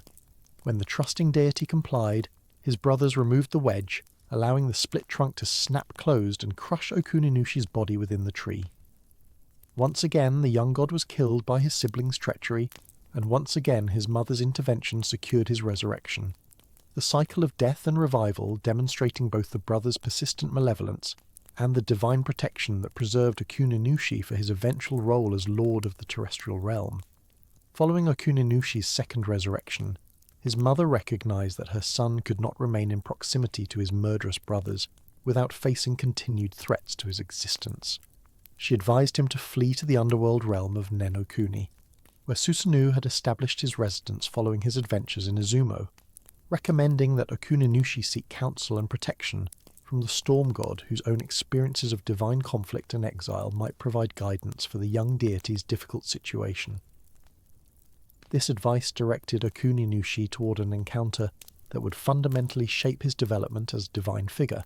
bringing him into contact with the fearsome storm deity and with Susanoo's daughter Suserihime, whose role in the subsequent narrative would prove as significant as that of any male figure in the mythological tradition. The underworld domain where Susanoo had established himself following his terrestrial adventures was a realm of danger and testing, a place where the storm god's turbulent nature found expression in the ordeals he imposed upon visitors and supplicants. When Okuninushi arrived at this domain and encountered Suserihime, the daughter of the storm god, an immediate attraction developed between the young deity and the underworld princess. Susurihime's beauty captivated Okuninushi, and her recognition of his divine nature led her to facilitate his introduction to her father, bringing the refugee deity before the fearsome storm god, whose judgment would determine whether Okuninushi might remain in the underworld realm and perhaps claim Suserihime as his bride. Susanoo's response to Okuninushi's arrival demonstrated the testing quality that characterized the storm god's interactions with those who entered his domain. Rather than welcoming the young deity or explicitly rejecting him, Susanoo assigned Okuninushi to sleep in a chamber that was in fact a snake pit, the room filled with serpents whose venomous presence constituted a mortal threat to any being who entered unprepared. Suserihime, recognizing her father's intention to test or destroy her beloved through this dangerous assignment, provided Okuninushi with a magical scarf that would protect him from the snakes. When the young deity waved this scarf, the serpents were calmed and rendered harmless, allowing Okuninushi to survive the night unharmed, and to emerge in the morning having passed Susanoo's first test. The success of Okuninushi in surviving the snake chamber did not satisfy Susanoo's determination to test the worthiness of this young deity, who had appeared in his underworld domain seeking refuge and desiring his daughter. The storm god assigned Okuninushi to a second chamber for the following night, this room filled not with serpents but with centipedes and wasps, creatures whose stinging and biting presented a different form of lethal threat than the snakes of the previous evening. Once again, Suserihime intervened on behalf of her beloved, providing Okuninushi with another magical scarf that protected him from the venomous insects, allowing the young deity to survive this second night of testing and emerge unharmed when morning came. The pattern of Susanoo's tests and Suserihime's protective interventions established a dynamic that would characterize much of Okuninushi's time in the underworld, with the storm god's challenges consistently met and overcome through the assistance of his devoted daughter. Susanoo's third test departed from the chamber ordeals and required Okuninushi to demonstrate his capabilities in a more active manner. The storm god shot a humming arrow into the midst of a vast grass plain and commanded Okuninushi to retrieve it, waiting until the young deity had ventured deep into the grassland before ordering the field set ablaze on all sides. The flames spread rapidly through the dry grass, surrounding Okuninushi with a wall of fire that threatened to consume him entirely. The storm god's test having transformed into what appeared to be yet another murder attempt against the unfortunate young deity.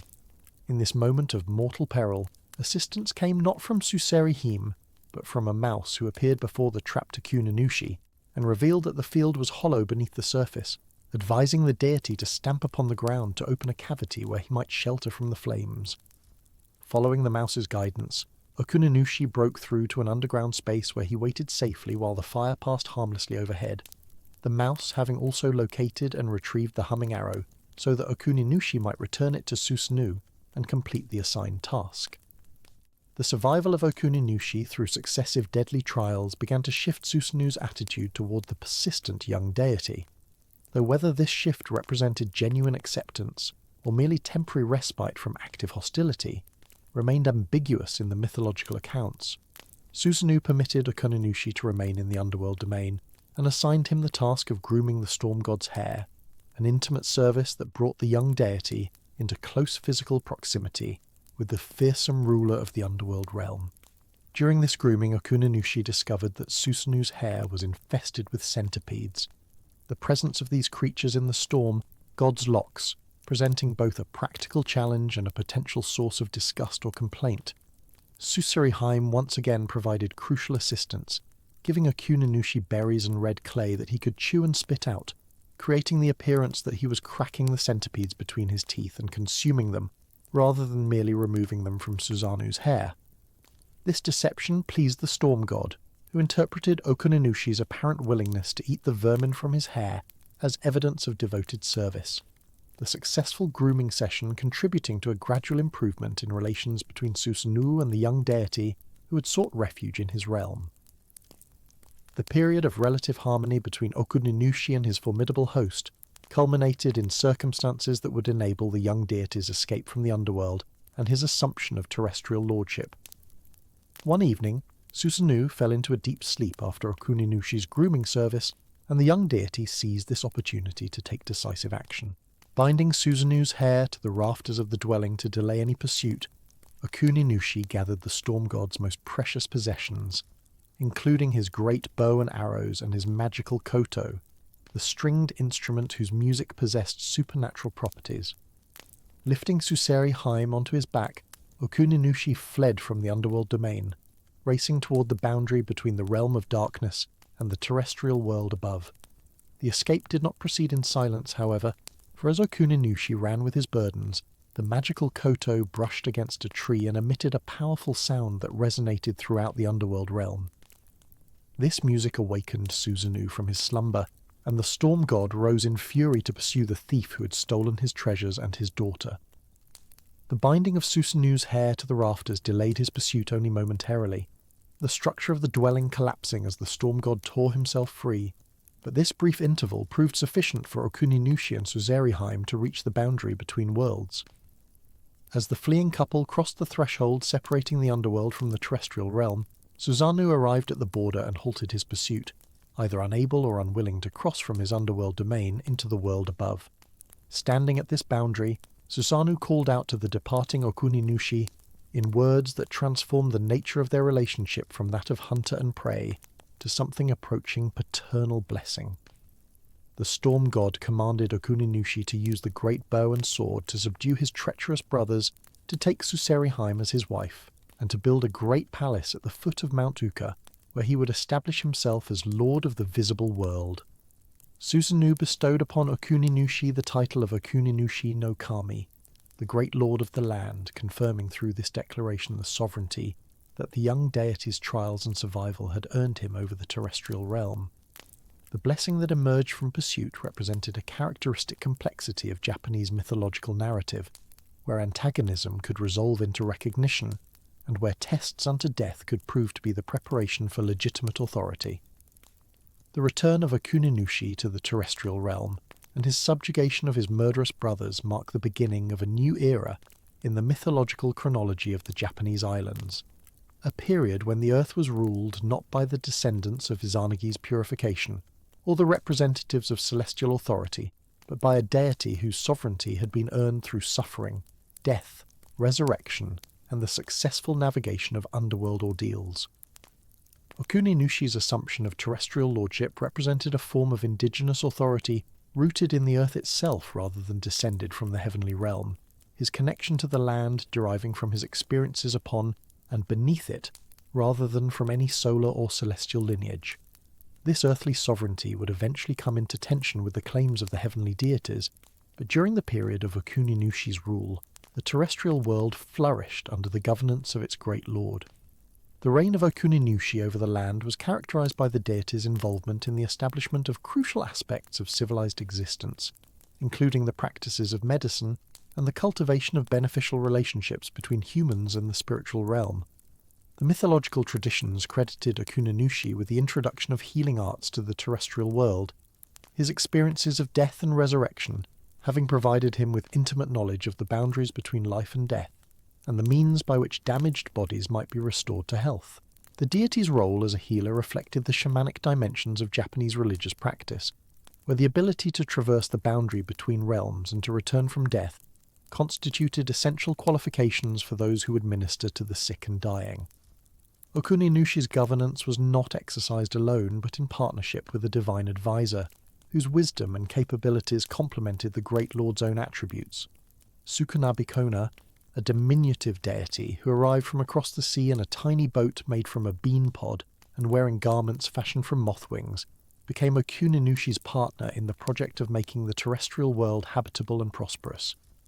The small god's arrival puzzled Okuni-nushi, who did not recognize this strange visitor despite his knowledge of the myriad deities of the Japanese spiritual landscape.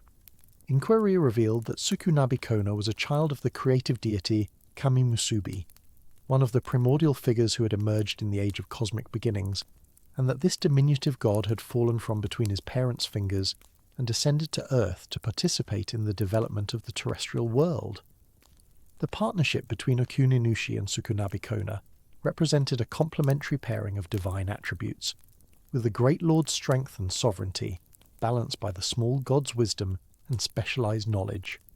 Together, the two deities worked to establish the foundations of civilized existence in the terrestrial realm, teaching the arts of agriculture and medicine to the populations of the land and creating the conditions under which human communities could flourish.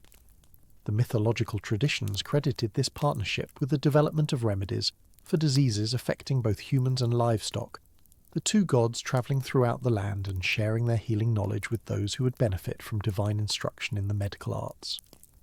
The collaboration between the great and the small, the lord and the advisor, exemplified the Japanese cultural pattern of complementary authority in which different forms of power and wisdom work together to achieve outcomes that neither could accomplish alone.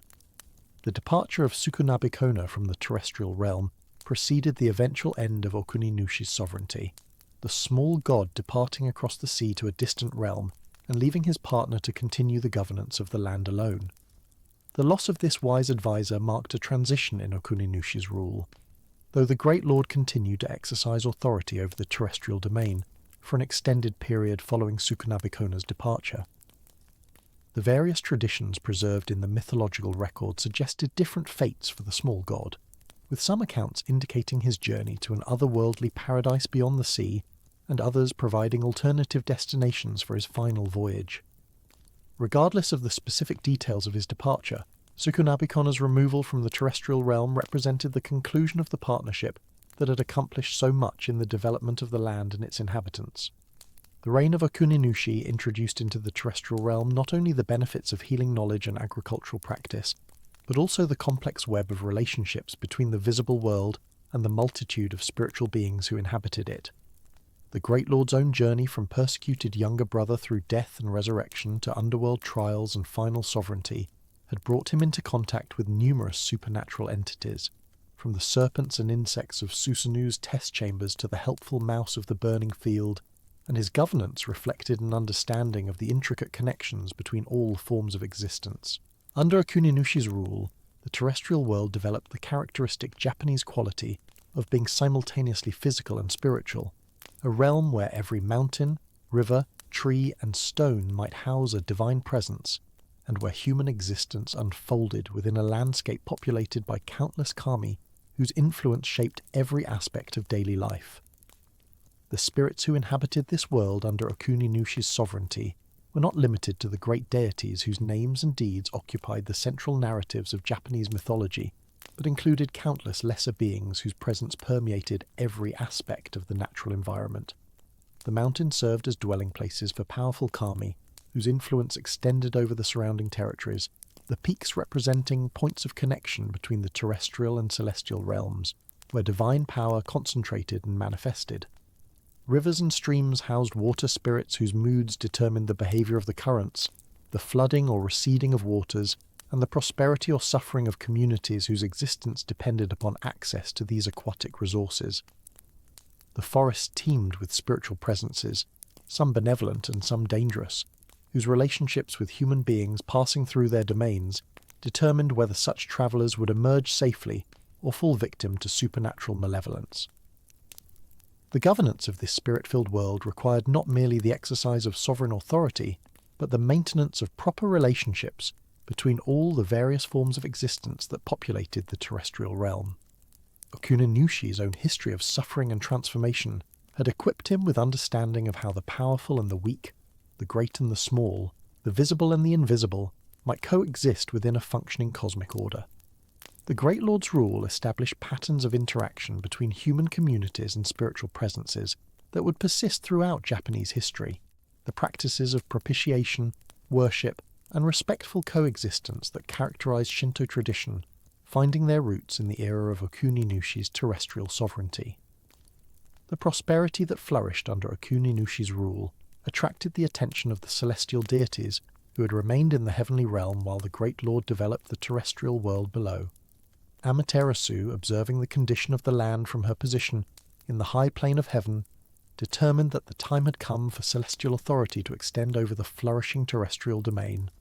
The sun goddess reasoned that her descendants ought to rule over the land of abundant rice fields, the agricultural prosperity that Okuni-nushi and his partner had developed serving as evidence that the terrestrial realm had matured sufficiently to warrant governance by representatives of celestial sovereignty.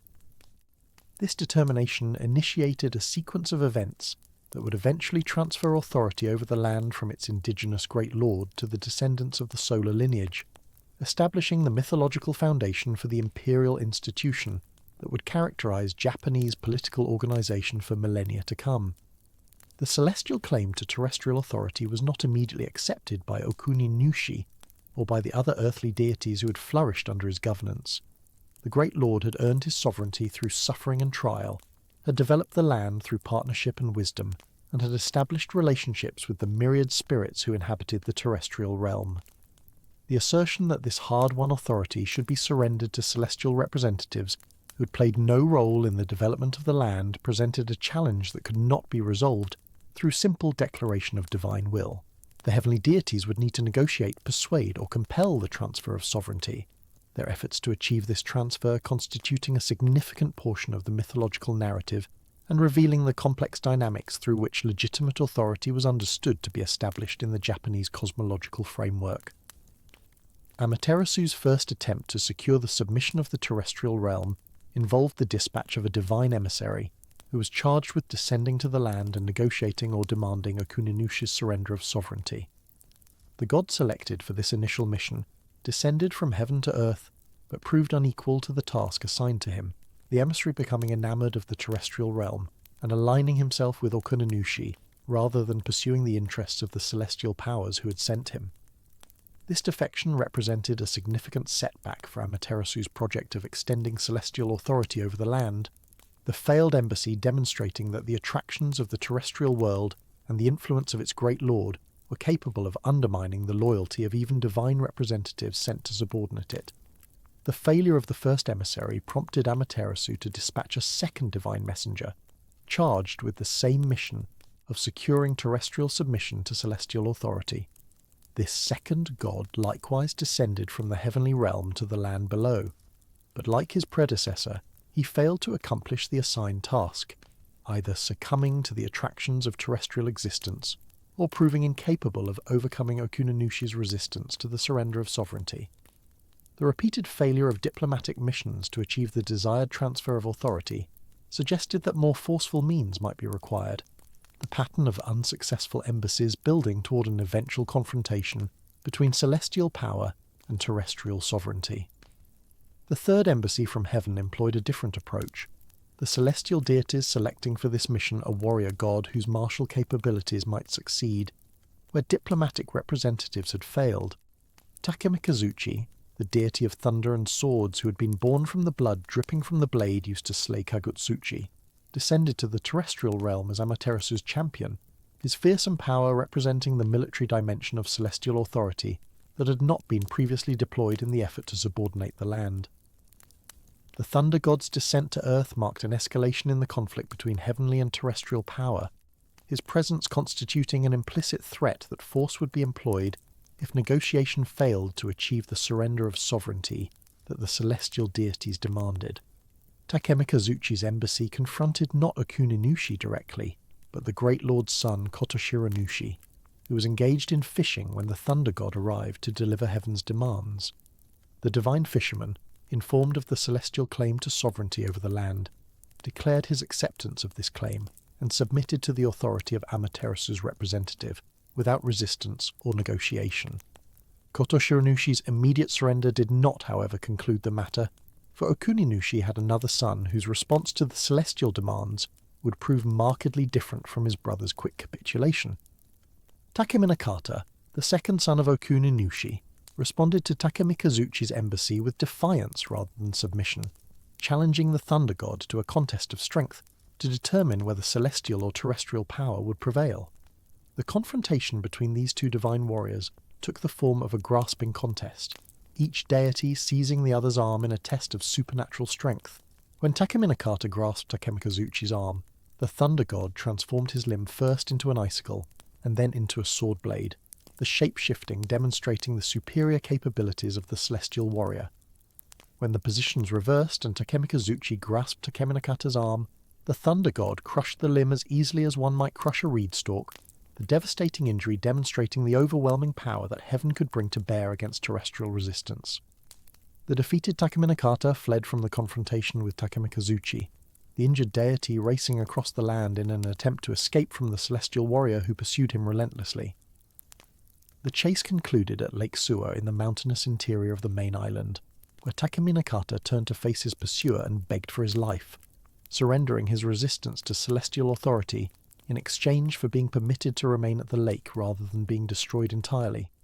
Takemikazuchi accepted this surrender on the condition that Takeminakata would never leave the environs of Lake Suwa, the defeated deity's exile to this specific location, explaining the establishment of the important Suwa shrine and its resident divinity in later Japanese religious practice. The mythological narrative thus provided not only an account of celestial triumph over terrestrial resistance, but also an origin story for a significant religious institution whose veneration of Takeminakata preserved memory of the deity's rebellion and defeat. With both of his sons having surrendered or been defeated, Okuninushi himself faced the decision of whether to continue resistance to celestial claims or to accept the transfer of sovereignty to heaven's representatives. The Great Lord, recognizing that armed resistance was futile against the power demonstrated by Takemikazuchi's defeat of Takeminakata, agreed to surrender his authority over the terrestrial realm on the condition that he be properly honoured and that a great shrine be established for his worship. Okuninushi demanded that his new dwelling place be constructed on the same magnificent scale as the palace of the celestial deities, with soaring pillars and a broadly spreading roof that would rival the architecture of heaven itself.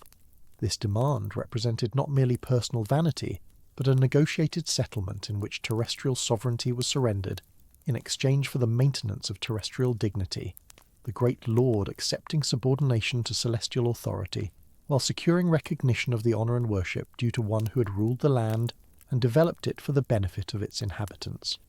The agreement reached between Okuninushi and the celestial representatives established the terms under which the transfer of sovereignty would occur, and the manner in which the former great lord would be venerated in perpetuity.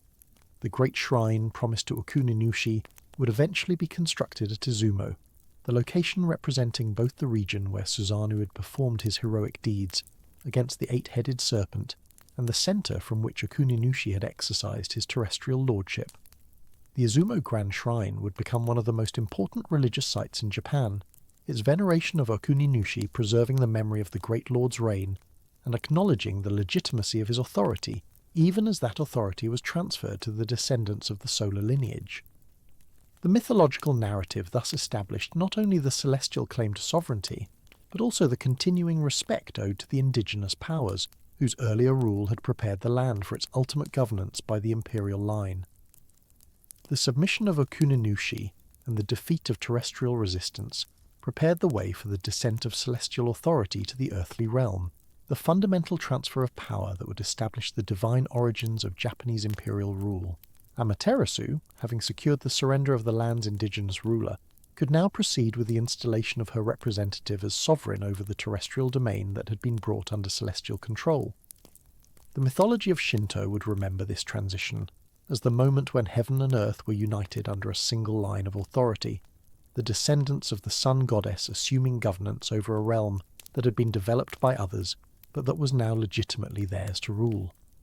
The descent of celestial authority to the terrestrial realm represented the culmination of the elaborate preparations that had occupied the attention of the heavenly court, the moment when the sovereignty secured through diplomatic negotiation and military demonstration would be transferred to a representative capable of ruling the land that Okuninushi had developed and surrendered. Amaterasu selected her grandson Ninigi no Mikoto to serve as the divine representative who would descend from the celestial plane and establish the heavenly lineage upon the earth, the choice of a younger generation, rather than the sun goddess herself, reflecting both the permanence of her celestial role and the establishment of a continuing dynasty that would perpetuate her authority through successive generations of earthly rulers. The selection of Ninigi as the recipient of terrestrial sovereignty carried profound implications for the theological framework that would shape Japanese understanding of imperial legitimacy, the emperor's authority deriving not from personal achievement or popular consent, but from direct descent from the celestial beings who had created and organized the world. The preparations for Ninigi's descent involved the bestowal of sacred objects and the assignment of attendant deities who would accompany the celestial prince to his new domain. The elaborate ceremonial nature of this preparation, reflecting the significance of the transition being effected. Amaterasu presented her grandson with 3 objects that would serve as symbols of imperial authority and as tangible connections to the divine source of that authority across all subsequent generations. The first and most significant of these objects was a mirror that represented the sun goddess herself, the reflective surface embodying Amaterasu's light and presence in a form that could accompany her descendant to the terrestrial realm. According to the mythological accounts, the sun goddess instructed Ninigi to regard this mirror as her very spirit, to worship it as though he were worshipping her divine presence directly, the mirror thus serving as a permanent link between the earthly sovereign and the celestial source of his legitimacy. This sacred mirror would eventually be enshrined at Issei, the most sacred location in Japanese religious geography, its presence there establishing the spiritual centre around which imperial authority and national identity would be organised for millennia. The second of the sacred objects presented to Ninigi was a sword, the legendary blade Kusanagi that Susanoo had discovered within the body of the 8-headed serpent Yamato no Orochi, and had presented to Amaterasu as a sign of his reconciliation with celestial authority. The inclusion of this weapon among the imperial regalia connected the earthly sovereignty of Amaterasu's descendants with the heroic accomplishments of her brother, the storm god's defeat of the serpent contributing to the legitimacy of the solar lineage, even though Susanoo himself had been excluded from celestial governance due to his earlier transgressions. The sword represented the martial aspect of sovereignty, the capacity to defend the realm and to exercise force when necessary for the maintenance of order and the protection of the ruler's subjects. Its origin within the body of a defeated monster symbolized the triumph of divine order over chaotic forces that threatened the stability of the cosmos, the Emperor's possession of this weapon signifying his role as the defender of that order against any threats that might arise to challenge it. The third sacred object was a jewel, or more precisely a strand of curved jewels known as magatama, whose precise significance remains somewhat ambiguous in the mythological sources, but whose inclusion among the imperial regalia established a tripartite symbolism that would define Japanese concepts of legitimate rule. Some interpretations associate the jewels with benevolence, or with the capacity for wise judgment, qualities essential to the proper exercise of sovereignty over subjects whose welfare depended upon the ruler's virtue. Others connect the jewels to the religious functions of the sovereign, the emperor's role as chief priest of the Shinto tradition, requiring objects suitable for ritual purposes. Whatever specific significance the jewels carried, their inclusion alongside the mirror and the sword created a balanced set of regalia representing the spiritual, martial and administrative aspects of rulership, the three objects together constituting the tangible symbols of an authority that derive from celestial origins but would be exercised upon the earth. The bestowal of these three sacred objects established a pattern that would be repeated across the generations of Japanese imperial history, each new emperor receiving the regalia from his predecessor as a sign of the continuity of authority that connected the current sovereign to the original descent of Ninigi from the celestial plane. The three objects became known collectively as the imperial regalia, or the three sacred treasures, their physical existence serving as material proof of the divine origins claimed by the imperial house. While the actual objects themselves were closely guarded and rarely displayed, their symbolic significance permeated Japanese political culture, the legitimacy of any ruler depending upon his relationship to the regalia, and through them to the celestial source of all earthly authority. The mythological account of Ninigi's receipt of these objects thus established not merely the immediate circumstances of the first celestial descent, but the enduring framework within which Japanese sovereignty would be understood and transmitted across the subsequent centuries.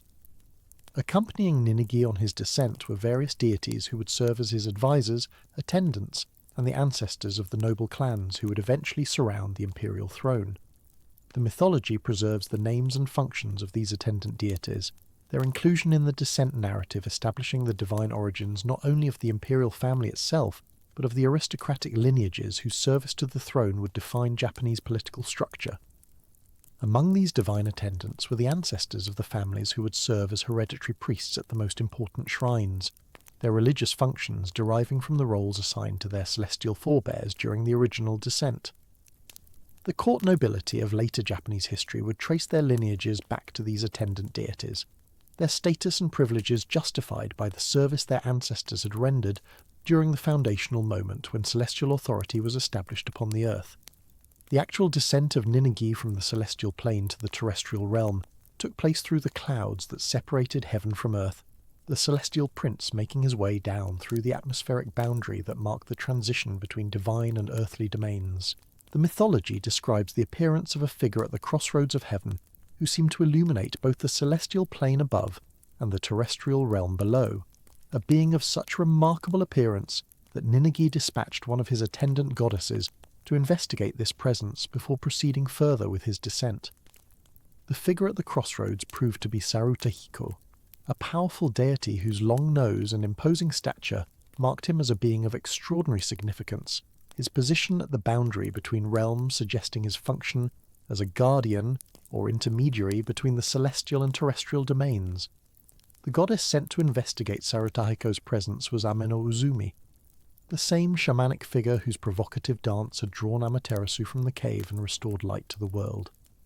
Her approach to the boundary deity reflected both her bold character and her particular capacity for dealing with liminal situations that required unconventional responses.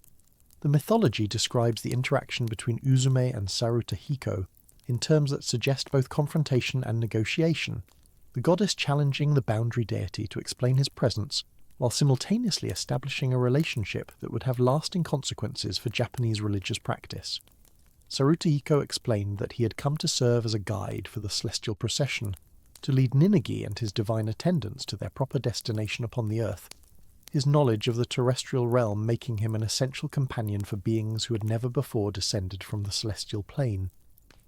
The relationship established between Uzume and Sarutahiko during this encounter would be commemorated in later Japanese religious practice through the veneration of both deities at shrines associated with safe travel and the crossing of boundaries.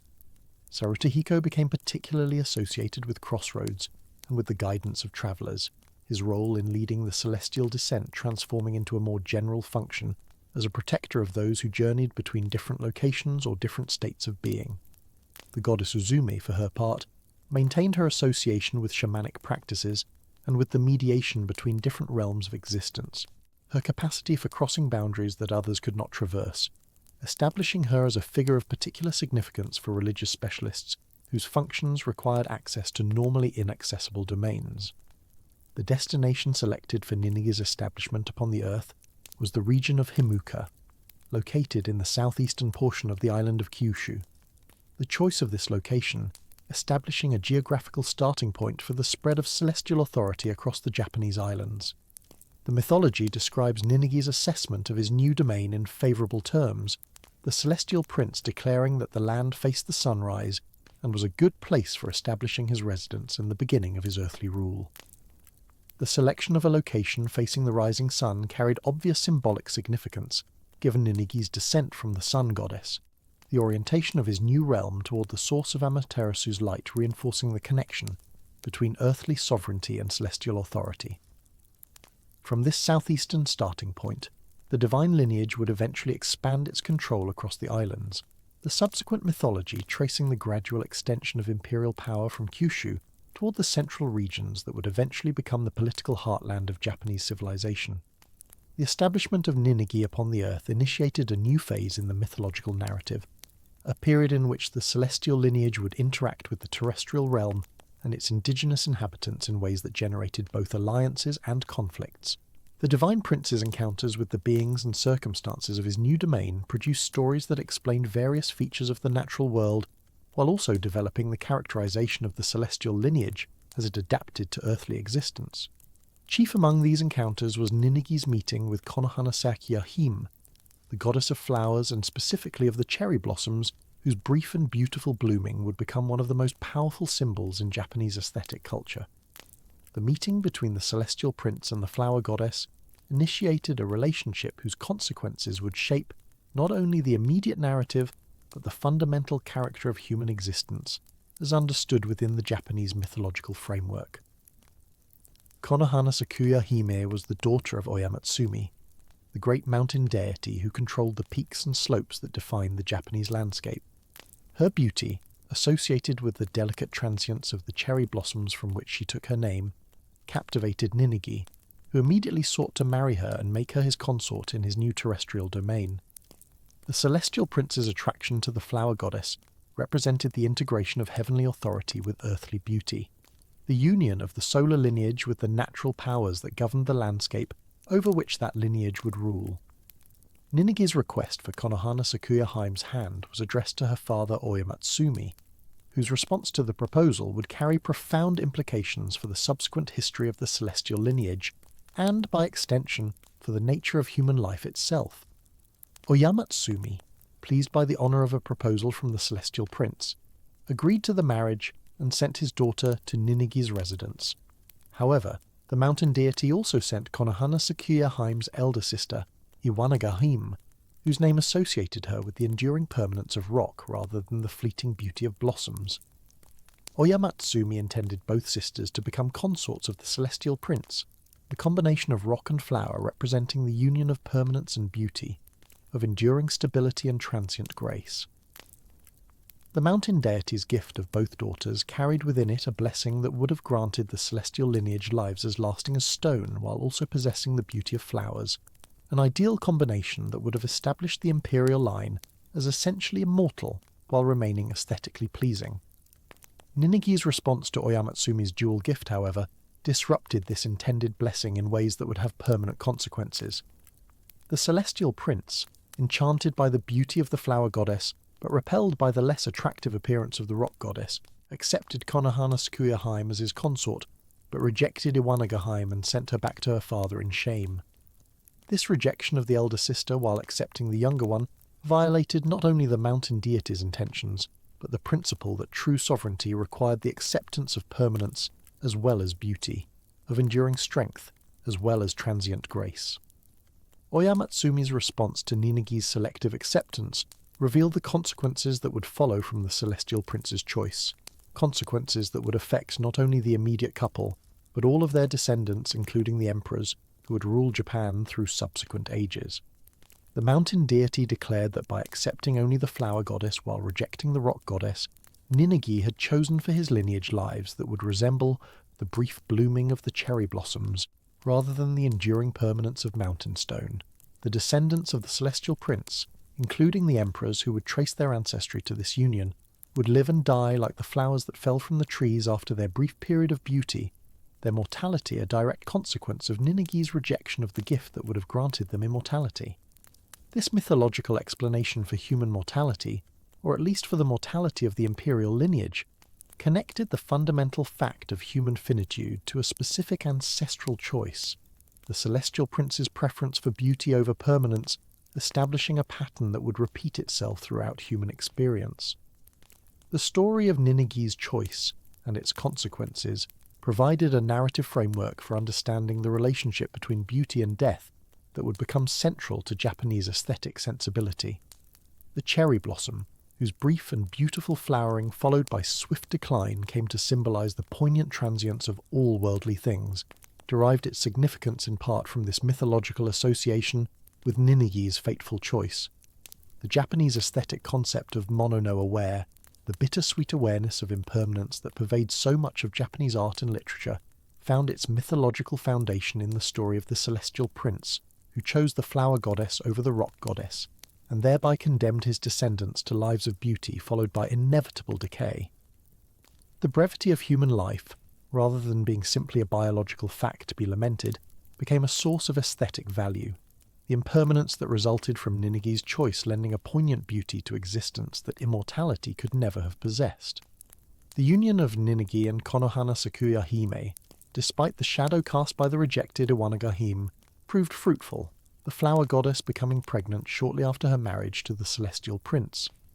However, the speed of her conception aroused Ninigi's suspicions. The celestial prince questioning whether the child could truly be his given, how quickly his new bride had shown signs of pregnancy. This doubt, which some versions of the mythology attribute to lingering resentment over Konohana Sakuya Hime, being the vehicle through which mortality entered his lineage,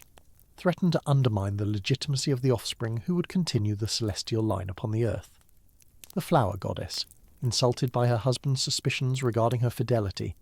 determined to prove the divine paternity of her children through an ordeal that would demonstrate their celestial origins beyond any possibility of doubt. Konohana Sakuya Hime constructed a doorless chamber and entered it as the time for her delivery approached, declaring that if her children were indeed the offspring of the celestial prince, they would survive the ordeal she intended to perform. Once enclosed within the chamber with no possibility of escape, the flower goddess set the structure ablaze, the fire that consumed the building serving as the test that would prove or disprove the divine nature of her pregnancy. If the children were not truly of celestial origin, they would perish in the flames along with their mother, but if they were indeed Ninigi's offspring, the fire would not harm beings whose divine nature protected them from destruction by earthly forces. The chamber burned completely, the flames consuming the structure that Konohana Sakuya Hime had constructed for her ordeal, and from within the conflagration emerged 3 divine children unharmed by the fire that had surrounded their birth. The 3 sons born to Konohana Sakuya Hime through her trial by fire were Hoderi, Hosuseri, and Huri, each of whose names connected to fire in acknowledgement of the circumstances of their birth. The survival of these children through the flames that consumed their birth chamber proved their divine paternity to Ninigi's satisfaction, while also demonstrating their mother's fidelity and the legitimacy of the lineage that would descend from this union. The eldest son Hoderi would become associated with the sea and with fishing, while the youngest son Uri would become associated with the mountains and with hunting, the division of domains between the brothers establishing a pattern that would generate subsequent narrative as the mythological account continued to develop the story of the celestial lineage upon the earth. The relationship between Hoderi and Huri, the eldest and youngest of the fireborn brothers, provided the subject for one of the most elaborate narrative sequences in Japanese mythology, a story of exchange, loss, and undersea adventure that further developed the character of the celestial lineage while explaining the establishment of the direct ancestral line leading to the imperial house. The 2 brothers possessed implements associated with their respective domains, Hoderi owning a magical fishhook used in his sea fishing, while Huri possessed a magical bow used in his mountain hunting. The mythology describes how Huri, the younger brother, suggested that he and Hoderi exchange their implements temporarily, each trying his hand at the other's occupation to discover whether the tools or the users were responsible for their success in their respective pursuits. Hoderi initially resisted his brother's suggestion, expressing reluctance to part with the fishhook that was so essential to his livelihood and identity as a master of the sea's resources. However, Huri's persistent requests eventually overcame this resistance, and the brothers exchanged their magical implements, Huri taking the fishhook to try his luck at sea fishing, while Hoderi took the bow to attempt mountain hunting. The exchange proved disastrous for Huri, who not only failed to catch any fish despite repeated attempts, but managed to lose Hoderi's precious fishhook in the ocean, the implement sinking into the depths where ordinary means could not recover it. Hoderi, returning from an equally unsuccessful hunting expedition, demanded the return of his fishhook, his anger at the loss of his magical implement far exceeding any disappointment over his failure to catch game with his brother's bow. Huri's inability to return the borrowed fishhook created a crisis in the relationship between the brothers, Hoderi's demands for compensation growing increasingly insistent, while Huri's attempts to satisfy these demands proved increasingly inadequate. The younger brother offered his own sword, broken into pieces to make numerous fishhooks that might substitute for the single lost implement, but Hoderi refused any replacement, insisting upon the return of his specific fishhook and accepting no substitute, regardless of how many alternatives were offered. The mythology describes Huri's growing desperation as his brother's anger intensified, the younger son of the celestial lineage finding himself in a situation from which no ordinary means could provide escape. The resolution of Huri's predicament required intervention from beyond the terrestrial realm, assistance that came through his encounter with a wise figure who advised him to seek help from the deity of the sea. Following this advice, Huri journeyed to the ocean and found a well near the shore, where he climbed into a tree to await the arrival of someone who might assist him in his quest. The mythology describes how servants of the sea deity came to draw water from the well, and discovered the handsome stranger sitting in the branches above them, their report of this unusual visitor prompting the sea deity's daughter to investigate the presence herself. The princess of the sea, whose name Toyotama Haim identified her with abundant jewels and the treasures of the deep, was immediately attracted to Huri, and brought him to her father's underwater palace, where the younger brother of the celestial lineage would spend years in a realm as marvellous as any described in the world's mythological traditions.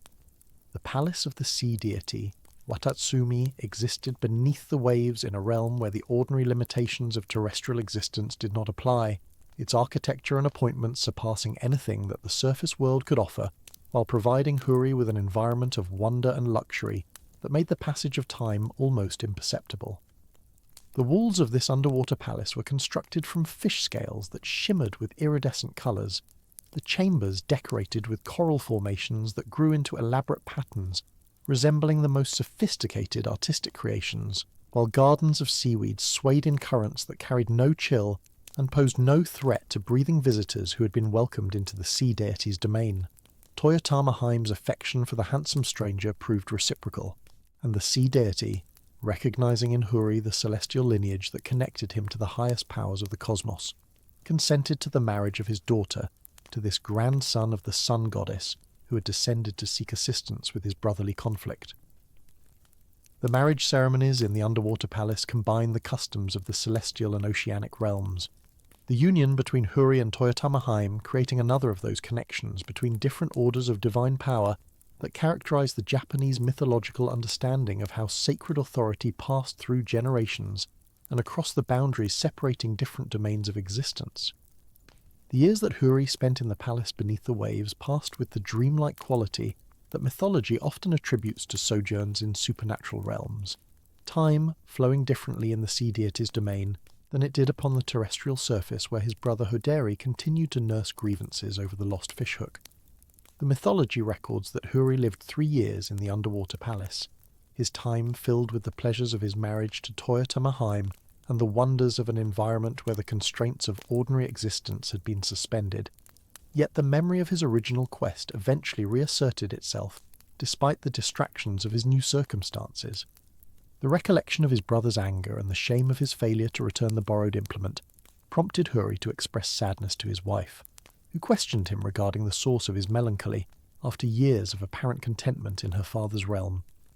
Huri's confession of his original purpose in seeking the sea deity's domain prompted Toyotama Haim to bring the matter to her father's attention. the sea deity summoning all the fish of the ocean to determine whether any among them possessed knowledge of the lost fishhook's location. The assembly of fish that gathered in response to the sea deity's summons represented the full diversity of oceanic life, creatures of every size and appearance presenting themselves for inquiry regarding the missing implement that had brought Huri to the underwater realm. The examination of this vast assembly revealed that one fish, the sea bream, had been suffering from a sore throat, and upon investigation this malady proved to result from the fishhook that had become lodged in the creature's throat when it had swallowed the implement during Huri's unsuccessful fishing expedition years before. The recovery of the fishhook resolved the immediate object of Huri's quest, yet the sea deity provided additional assistance that would transform the younger brother's return to the surface world into a triumph rather than a mere resolution of obligation. Watatsumi presented Huri with two magical jewels, the tide-raising jewel and the tide-lowering jewel, implements that would give their possessor control over the very movements of the ocean and provide protection against any threat that might arise from his brother's continued resentment. The sea deity's instructions regarding the use of these jewels and the proper approach to returning the fishhook demonstrated the sophisticated understanding of conflict resolution that characterized much of Japanese mythology, an understanding that recognized how the external resolution of disputes required attention to the internal dynamics of resentment and reconciliation. Huri was advised to return the fishhook to his brother with specific words that would intensify rather than diminish Hoderi's difficulties, words that declared the implement to be a hook of poverty, of reversal, of misfortune, the magical properties of the object having been transformed during its sojourn in the sea bream's throat from a tool of prosperity into an implement of decline. The advice reflected the mythological principle that objects absorbed and transmitted the spiritual qualities of their experiences, the fishhook's passage through darkness and constriction having altered its fundamental nature in ways that would affect whoever possessed it subsequently. Huri's return to the surface world proceeded upon a creature provided by the sea deity, a great wainagator or crocodile that carried him from the underwater palace to the shores of the terrestrial realm where his brother awaited the resolution of their long-standing conflict. The mythology describes how Huri followed the sea deity's instructions precisely, returning the fishhook with the prescribed words that activated its transformed nature, while retaining the tide jewels as instruments of defense against whatever retaliation Hoderi might attempt.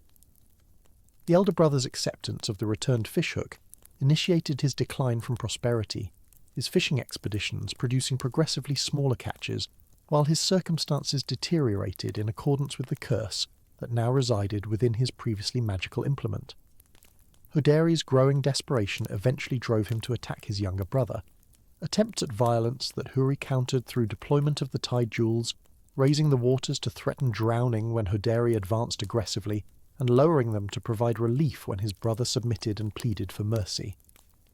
The repeated cycle of aggression and submission eventually established Hoderi's permanent subordination to his younger brother, the elder son of the celestial lineage accepting a position of service to Huri that would extend to his descendants throughout subsequent generations. The mythology explains that Hoderi's submission included a vow that his descendants would serve as guardians and performers for Huri's lineage forever, this arrangement providing the mythological foundation for the Hayato people who served the imperial court in historical times as palace guards and ceremonial attendants. The relationship between the two brothers thus established a pattern of subordination that connected mythological narrative to historical social organization,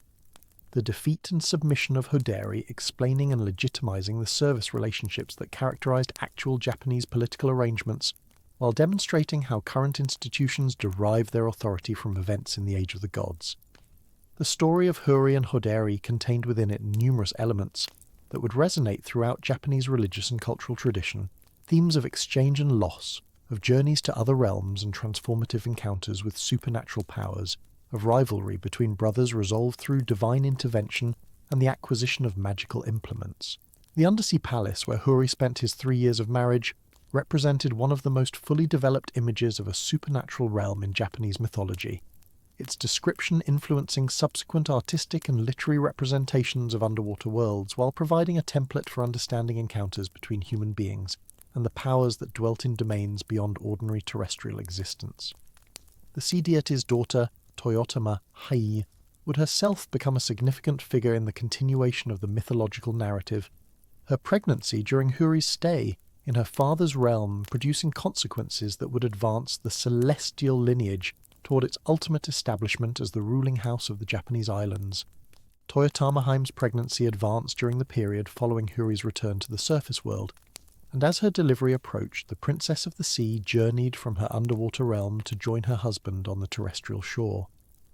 The preparations for the birth of their child included the construction of a parturition hut, thatched with cormorant feathers, the materials and methods of this construction reflecting the connections between the sea realm and the celestial lineage that the child would embody in his own person.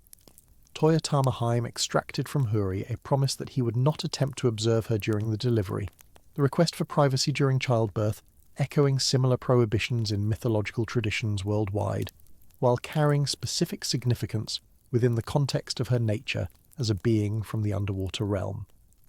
The princess warned that beings who crossed between different orders of existence often revealed their true forms during moments of crisis or transformation. An observation during such vulnerable moments could destroy the relationships that had been built between individuals from different realms.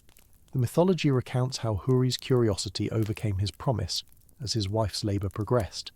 the sounds from the parturition hut prompting him to peer through a gap in the structure to observe the process of his child's birth. The sight that greeted his gaze confirmed the warnings that Toyotama Heim had provided,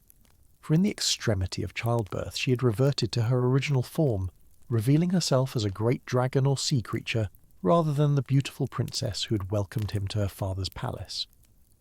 The revelation of her true nature represented one of those moments of transformation and disclosure that punctuated Japanese mythology, moments when the boundaries between different orders of existence became visible, and the true forms concealed beneath human appearance stood revealed to those who transgressed the prohibitions designed to maintain necessary separations. Toyotama Heim's awareness of her husband's observation during her moment of vulnerability transformed her relationship with the terrestrial realm irrevocably, shame at being seen in her original form overcoming the affection that had brought her from the underwater palace to deliver her child upon the surface world. The mythology describes how she completed the birth of her son before returning to the sea, her departure marking the end of direct connection between the celestial lineage and the undersea realm, while leaving behind the child who would continue the line leading to the imperial house. The baby, born in that cormorant feather hut, bore the name Gaia Fukiaizu, a name that referenced the incomplete state of the parturition structure at the moment of his birth, the haste of delivery having prevented the finishing of the roof before the child emerged into the world. The separation between Huri and Toyotama Heim following the princess's return to the sea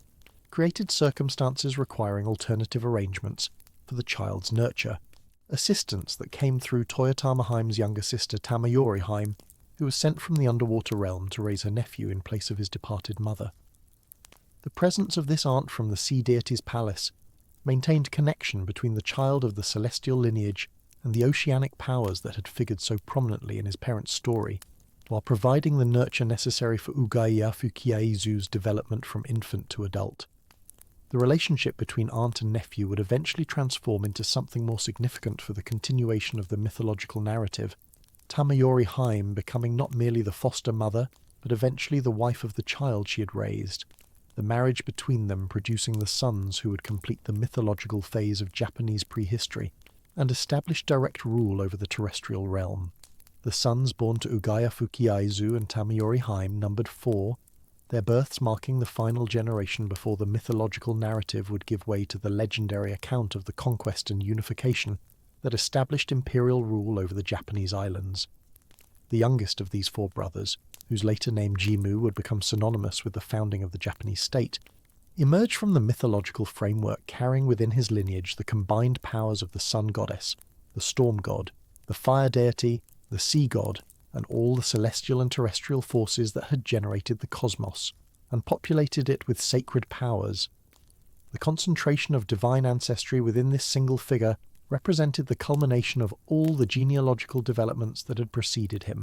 the marriages and births across generations having progressively focused supernatural authority into a lineage that was now prepared to exercise dominion over the terrestrial realm that the gods had created. The journey of Jimmu from the mythological homeland of his family toward the central regions of the Japanese islands, where he would establish his capital, represented the transition point between the Age of the Gods and the Age of human history, a military expedition that transformed divine inheritance into political authority through conquest and settlement. The mythology describes this journey as proceeding from the western island of Kyushu, where Jimmu's ancestors had established themselves following their descent from the celestial realm, eastward toward the Yamato region, where the conditions for permanent capital establishment would prove most favourable. The expedition encountered resistance from local powers who had not recognized celestial authority, battles and negotiations marking the progress of the divine descendant toward the territory that would become the heartland of Japanese civilization. The guidance provided to Jimmu during his campaign came from divine sources that confirmed his identity as the legitimate heir to celestial authority, a golden kite sent by the sun goddess, appearing at a crucial moment to lead his forces through difficulties and illuminate the path toward victory. The mythology presents this divine assistance not as supernatural intervention in an otherwise human enterprise, but as the natural support that celestial powers provided to their own descendant as he worked to fulfill the mandate that had been established when Ninigi first descended to the terrestrial realm. The establishment of Jimmu's rule in the Yamato region, traditionally dated to 6060 BCE according to later calculations, marked the end of the purely mythological period and the beginning of a legendary era that would gradually shade into recorded history as generations passed and documentation became more reliable. The transformation of Jimmu from mythological figure to founding emperor of an unbroken imperial line demonstrated the fundamental purpose that creation mythology served within Japanese religious and political tradition, connecting the institutions of historical times to the powers that had generated existence itself, and providing legitimation for social arrangements through their derivation from events in the Age of the Gods. The mythology did not end with Jimmu's establishment of imperial rule, but continued to inform Japanese understanding of the relationship between visible and invisible worlds, between the powers that governed natural phenomena and the human activities that depended upon nature's productivity and cooperation. The spirits that populated Japanese mythological understanding extended far beyond the major deities, whose stories occupied the central narratives of the Kojiki and Nihon Shoki, encompassing vast numbers of kami who inhabited every aspect of the natural and human environment. Mountains possessed their resident spirits, the great volcanic peak of Fuji housing a deity whose favour influenced the safety of travellers and the fertility of surrounding regions, while even minor hills and prominences sheltered spiritual presences that required acknowledgement and respect from those who passed through their domains. Rivers and streams carried their own kami, the waters that supported agriculture and provided fish for human consumption, being animated by spirits whose moods determined whether the relationship between humanity and these essential resources would prove beneficial or destructive. The concept of kami defied simple translation or easy categorization according to frameworks derived from other religious traditions, the term encompassing everything from great cosmic deities like Amaterasu to the spirits of deceased human beings who had been elevated to divine status through the reverence of their descendants. Natural phenomena like thunder and lightning, unusual natural formations like oddly shaped rocks or ancient trees, and even human-made objects of particular significance could be recognized as possessing or hosting kami, the spiritual dimension of existence being understood as pervasive rather than confined to specific supernatural beings or locations. This understanding of divinity as immanent within the material world, rather than transcendent above it, shaped Japanese religious sensibility in ways that distinguished it from traditions where gods occupied separate celestial realms and intervened in earthly affairs only occasionally. The fox spirits known as kitsune represented one category of supernatural beings whose stories elaborated the mythological tradition beyond the creation narratives of the earliest texts, shape-shifting creatures whose intelligence and magical powers made them figures of both reverence and caution in Japanese folklore. These beings possessed the ability to assume human form, often appearing as beautiful women who might marry human men and bear their children, before circumstances revealed their true nature and prompted their departure, the pattern of supernatural marriage and separation repeating the structure established in the story of Huri and Toyota Mahaim. The foxes served as messengers of the deity Inari, whose association with rice cultivation, prosperity and success made Inari shrines among the most numerous religious sites throughout Japan, the red torii gates and fox statues marking these locations becoming iconic elements of the Japanese religious landscape. The yokai who populated Japanese supernatural understanding represented a vast taxonomy of beings whose characteristics range from merely mischievous to genuinely terrifying, spirits of the night and of liminal spaces whose existence reminded human beings that the world contained dimensions beyond ordinary perception. Some of these creatures represented transformations of ordinary objects that had acquired spiritual animation through long use or through being discarded and forgotten. The mythology of Tsukumogami explaining how implements that had served human purposes for many years might develop consciousness and resentment toward those who had abandoned them. Others represented spirits of the dead who had not achieved peaceful rest, whose attachment to earthly concerns or whose deaths under traumatic circumstances had prevented their transition to whatever state awaited properly mourned and ritually tended ancestors. The relationship between the living and the dead formed a crucial component of Japanese mythological understanding, the ancestors of any family being understood as continuing influences upon the fortunes of their descendants, rather than figures who had passed entirely into another realm. The rituals of Obon, during which the spirits of the dead were welcomed back to their family homes through offerings and celebrations, expressed this ongoing connection between generations, while acknowledging the presence of the deceased within the spiritual landscape of Japanese existence. The care with which ancestral graves were maintained and the offerings provided at family altars reflected not merely respect for those who had passed, but recognition of their continued capacity to affect the welfare of the living through their favour or their displeasure. The shrines that mark the Japanese landscape from the earliest periods of settled civilization through the present day served as points of contact between the visible world of human activity and the invisible world of spiritual powers, locations where the boundaries separating different orders of existence became permeable enough to allow communication and exchange.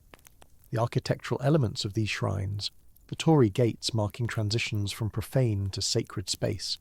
the shimenawa ropes identifying objects or locations of particular spiritual significance, the simple wooden structures housing the symbols through which kami presence was understood to manifest, all represented the physical expression of mythological understanding translated into religious practice. The rituals conducted at these sites maintained relationships that mythology had established in the Age of the Gods, the offerings and prayers of contemporary worshippers continuing the patterns of interaction between divine and human that the creation narratives had first described.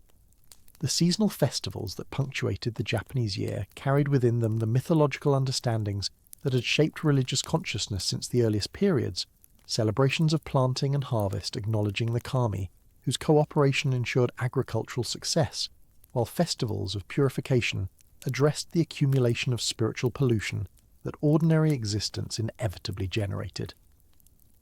The mythology of the sun goddess's retreat into her cave found ritual expression in winter solstice observances that acknowledged the diminishment of light while celebrating its eventual return, the cosmic drama of Amaterasu's withdrawal and emergence being reenacted annually in the relationship between the darkening and brightening seasons. The storm festivals of summer acknowledged the power of Susanoo and the forces he represented, the typhoons and destructive weather that could devastate crops and communities being understood as manifestations of divine power that required appropriate recognition and propitiation. The integration of mythological understanding with practical daily existence extended beyond formal religious observance into the organization of space, time, and social relationship that characterized Japanese civilization. The orientation of buildings, the placement of gardens, the arrangement of domestic interiors all reflected awareness of spiritual presences and the need to maintain harmonious relationships with powers that inhabited the same world as human beings, even if their nature and mode of existence differed from ordinary mortal experience. The craft traditions that produced the objects of Japanese material culture, from swords to ceramics to textiles, incorporated ritual elements acknowledging that the transformation of raw materials into finished goods involved cooperation with spiritual forces that resided within those materials and could be honoured or offended by the manner of their treatment. The mythology that had begun with the stirring of the primordial ocean with a jewelled spear thus extended its influence throughout every dimension of Japanese existence. The stories of divine creation and celestial descent, providing not merely explanation for how things came to be, but guidance for how existence ought to be conducted. The kami who had generated the cosmos continued to inhabit it, their presence acknowledged in rituals that ranged from the grand ceremonies of imperial succession to the simple offerings left at roadside shrines by travellers hoping for safe journey.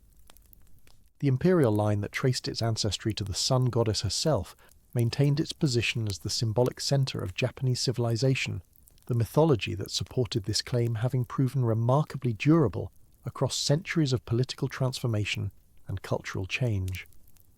The world that Izanagi and Izanami had created through their descent to the floating bridge of heaven and their stirring of the chaotic waters remained animated by the spiritual forces that their creative acts had generated. The 800 myriads of kami continuing to inhabit mountains and rivers, forests and fields, the works of nature and the creations of human craft.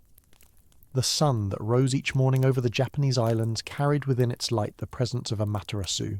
the goddess whose retreat into her cave had threatened eternal darkness, and whose emergence had restored the illumination upon which all life depended. The storms that swept across the archipelago each typhoon season manifested the power of Susanoo,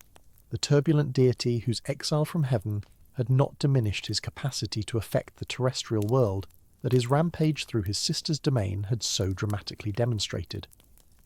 The very earth upon which temples and palaces, farms and villages stood represented the legacy of divine creation, the islands drawn up from the primordial waters through the agency of beings whose power exceeded human comprehension, while remaining available to human supplication through the rituals and offerings that maintained connection between mortal and immortal realms.